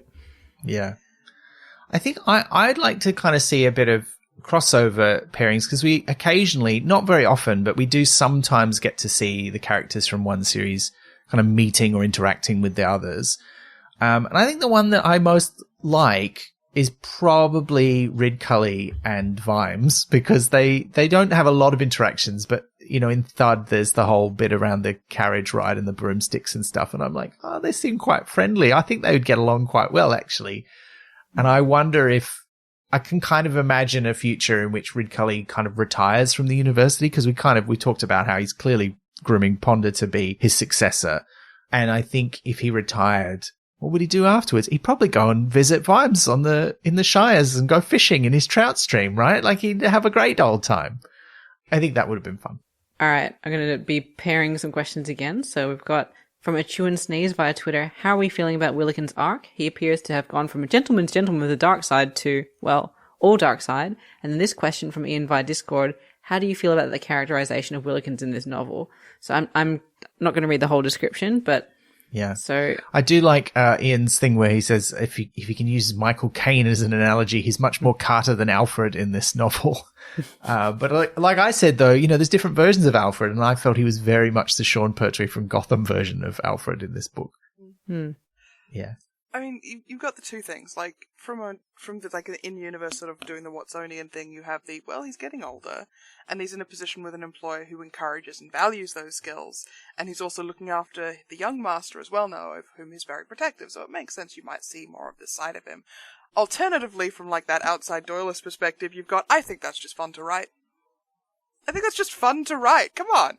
I mean, like, characters take time to settle from their first appearances and over time as well, but, like, that's gotta just be fun. That reads as something that was fun to write. Those aspects of his characters are some of the most entertaining. There's still that bounce off of, well, I can't have a drink with you, sir. That would be inappropriate. I am, however, willing to violently throttle a man. Yes. Yeah. I mean, it's such a, like, the hard man butler is a real thing, though, too. Like, there's a great trope of it, and I think he really leans into it here. But also, Miss Fisher's Murder Mysteries has a hardman butler. Like, he's just like, he's polishing the things, he's baking his cakes, and he served with the military in World War I, and he's gonna, like, stop that intruder. So many guns. Yeah. It's so many guns. Yeah. My main point of contact for it is definitely Alfred, but, there's so many. And it's great. It's a fun trope. It's like you say, it's marrying that sort of high society politeness with, I can do a murder if you want, sir, kind of business. It's great. Yeah. I would love them all to have like a holiday camp that they go to when they have their, like, sort of their week off, but they all go there to brush up on their skills and all, like, but they're all wearing their butler clothes and doing archery and going, like, throwing razor edge bowler hats, like, what's his name from that James doing Bond scavenger film? hunts. Yeah. I think the other thing I really like about it is that, we're talking about the relationship between Vimes and Willikens. They are much closer in this book. Like, Willikens talks to Vimes in a way that even most of the members of the Watch would not. Maybe Carrot or Fred or Nobby, like the ones who've been there the longest. He's really like the sounding board. And also, it's a really beautiful example of friendship between men, which I think is something that you don't see done really well in fiction very often. And it's not necessarily a perfect example of that, because one of them does work for the other and they're both being very violent. But they do talk about their feelings and what's going on with them, or at least they talk about Vimes's feelings. It would not be appropriate for Willikens to talk about his own feelings. Does he have, like, feelings that he'd want to talk about, though? Like, it feels like he's got himself sorted out. Like, he's working on a wavelength where, like, I'm sure he has emotions. Like, he clearly cares about the family. He has, like, morals of his own, a code of his own kind, but I don't feel like he has any feelings to talk out, if that makes sense. No, that's fair. That's fair. He's kind of sorted it out. They're both men of the street, I suppose. But then if he's not talking about them, how would we know? That's true. True. That's true. Right. Our next question comes from Heath McDonald via Instagram. Snuff is the book I was reading when I found out about Terry Pratchett's passing. I still have not been able to finish the book. Any tips on how to get past this mental block? So I'm just going to quickly jump in and say I was reading Raising Steam when I found out that Terry Pratchett died. Like, the book was literally in my bed, and I woke up and I did the doom scroll and got the news that way, and I have not opened that book since. So I guess my tip on how to get past this mental block is to start a podcast, do it for 6 years. 8 years. And then when you get up to the book, you have to read it because you have completionist tendencies. So, But in all seriousness, it is a real thing. Like, and I'm actually feeling quite apprehensive about jumping back into it because I don't know, like, that Minesweeper has gone through and, like, swept out all traces of that book for me. So I'm not sure what that experience is going to be like. I do look forward to discussing that aspect again. Look forward to, but without, like, the happiness side of it when that moment comes. So it's a great question, and it's one I can't actually give a good, serious answer to.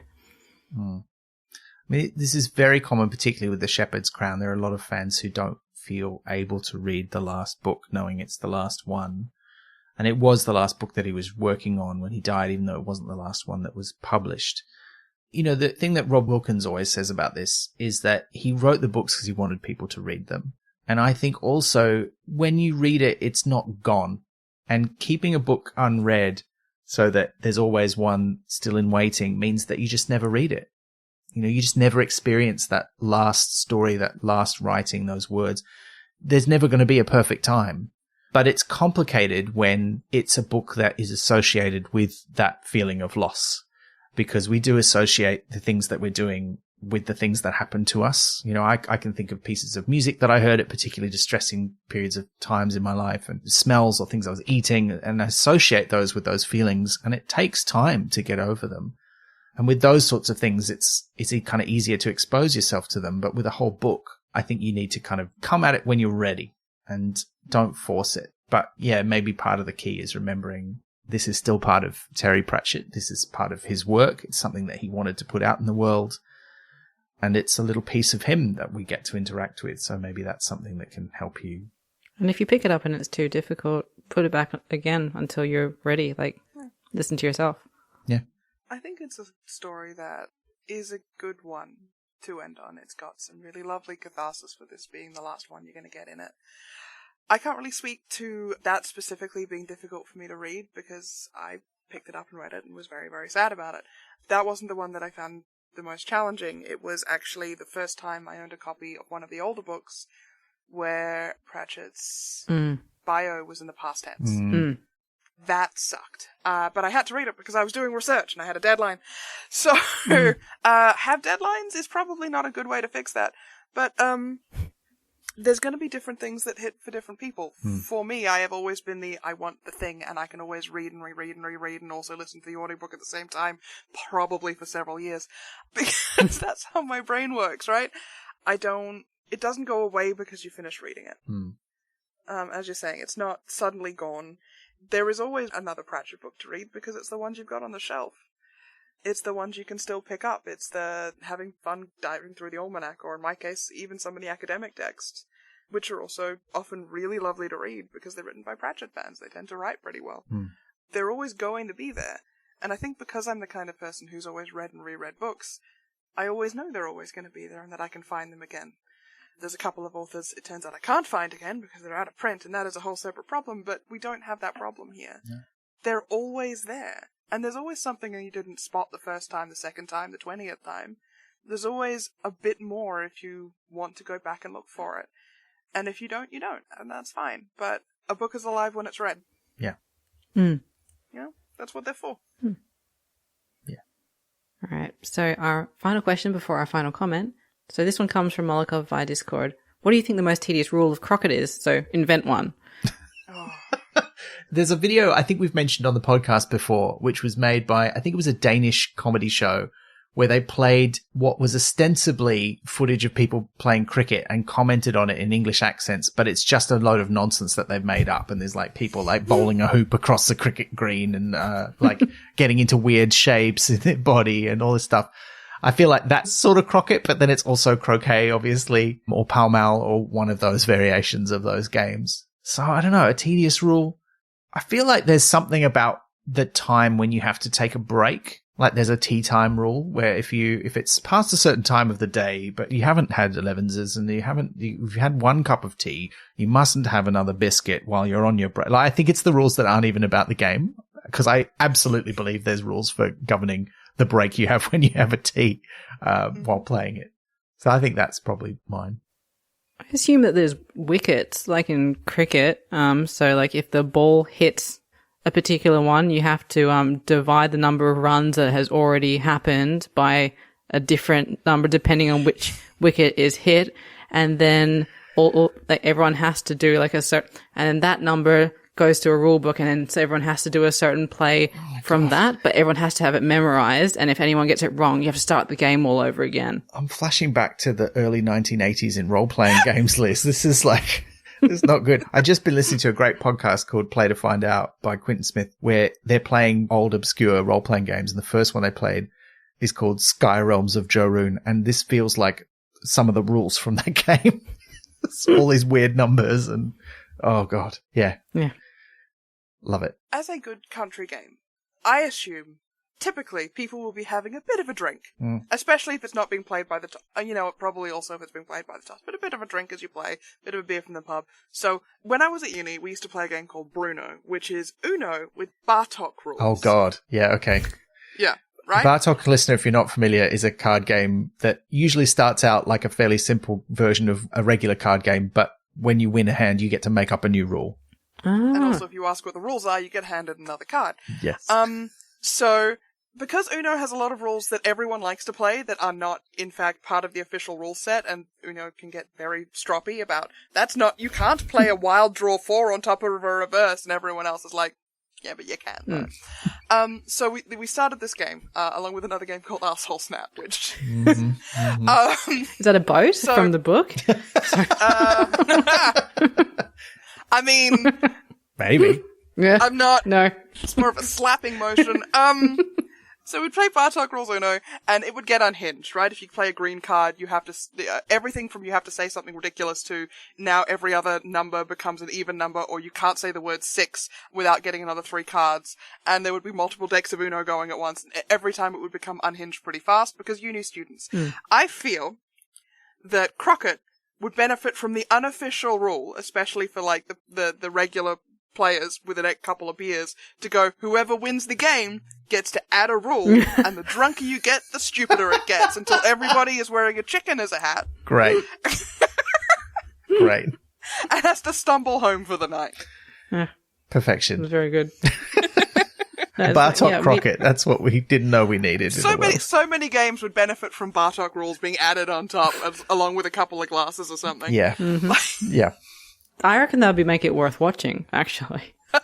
Can you imagine, like, competitive Bartok Crockett? Yes, and I would watch it. I can kind of imagine that. Oh, no. That would be so much fun. Yeah. I kind of designed a real game that was like that, but we won't get into that. I mean, Bartok Crockett could be an event at the next convention. Who knows? Like an unofficial event? Oh, no. You're manifesting it, Liz. Okay. All right. You got to put it out in the world, things you'll see. So, yeah. Yeah. All right. So that is all of our questions. So our final one is a comment, which comes from Lachlan via Discord. What do you call someone who gives up on Discworld before they get to the final books? Not up to snuff. It's a gag. It's very fun. It's very. When I read that, Lachlan, I was like, "Oh, you did. Yeah, you got me." But it's literally true, which it works very well. So it's true. It's true. The best puns. But that does bring us to the end of the episode. Fred, thank you for joining us. That's been great. Now, if people want to read your thesis, it's available on the internet. You can find it. We'll put a link in our episode notes to where you can download a copy and read it. It's available legitimately. You know, UniSA does public domain publication, which is wonderful. So, It should be available through their library, but if anyone really wants a copy, I can probably dig one up from somewhere in the depths of my archives. I've been moving them onto another computer, which means I put all my files on the computer in a file marked, I need to sort these. This is hurting my... No, you're both hurting my heart. I can't deal with this. I'm sorry. It's not okay. I will get there eventually. I believe you. It's fine. 00 computer backup, August 2023. No! File 1. that hurts me too. Ow! No. Oh You're my welcome. God. Final this day. Anyway. Final for real this time. You'll be able to find it. We'll share it. But Freyja, is there anything else you're doing that you want people to hear about, or if they want to follow you online, is there somewhere they can go? I'm floating about online. I'm not hard to find. It's got my name on it. My tag is either just my name and this whole situation with my face, or crazy cat deity, because I do know who I'm named after. Great. And if you find me funny, you're welcome to. I do have a page where I post my various random crafts and the current cosplays I'm working on. My main cosplay being Rosie Palm. And I'm working on a new one for her at the moment, in between every other thing I'm doing, because I am always doing at least 10 crafts. One of which is acquiring a new hobby. As you very popular need craft. to. There's plenty of time. Yeah. So, if people want to say hi, they're pretty welcome to. If I can see someone who knows the Discworld folk, I'll usually be like, yeah, cool. If I have no idea who you are, and you look like a bot, I can't help you. Don't be a bot. Yeah, don't look like a bot. That's very good advice for life. Yeah. Bots, not even once. But thank you, listener, for joining us on our journey. We probably don't want to talk about this, Liz, but we are getting near the end. Like, there's not many books left. There's 2 more Discworld novels. That's it. I refuse to engage with that I conversation know, at all. but it's true. But we're not reading one next month. Instead, what we're going to do is we're going to play the last of the board games we haven't played for the podcast yet. So we'll be playing Discworld Ankh-Morpork.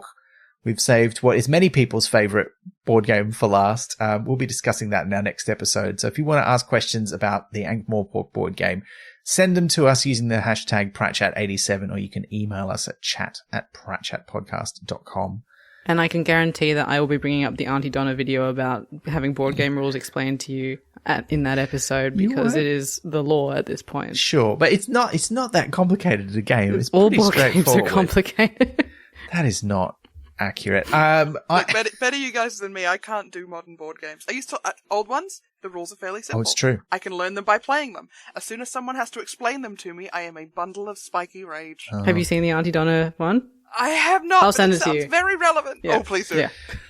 You both hurt my heart. 2 for but 1. That's okay. Sorry. It's all right. They're not. It'll be fun. If we all like the same things, it'd be a very boring world, as we like Some to say. people like licorice. Some people can't play board games. That's- I can be wrong about things. I can admit that.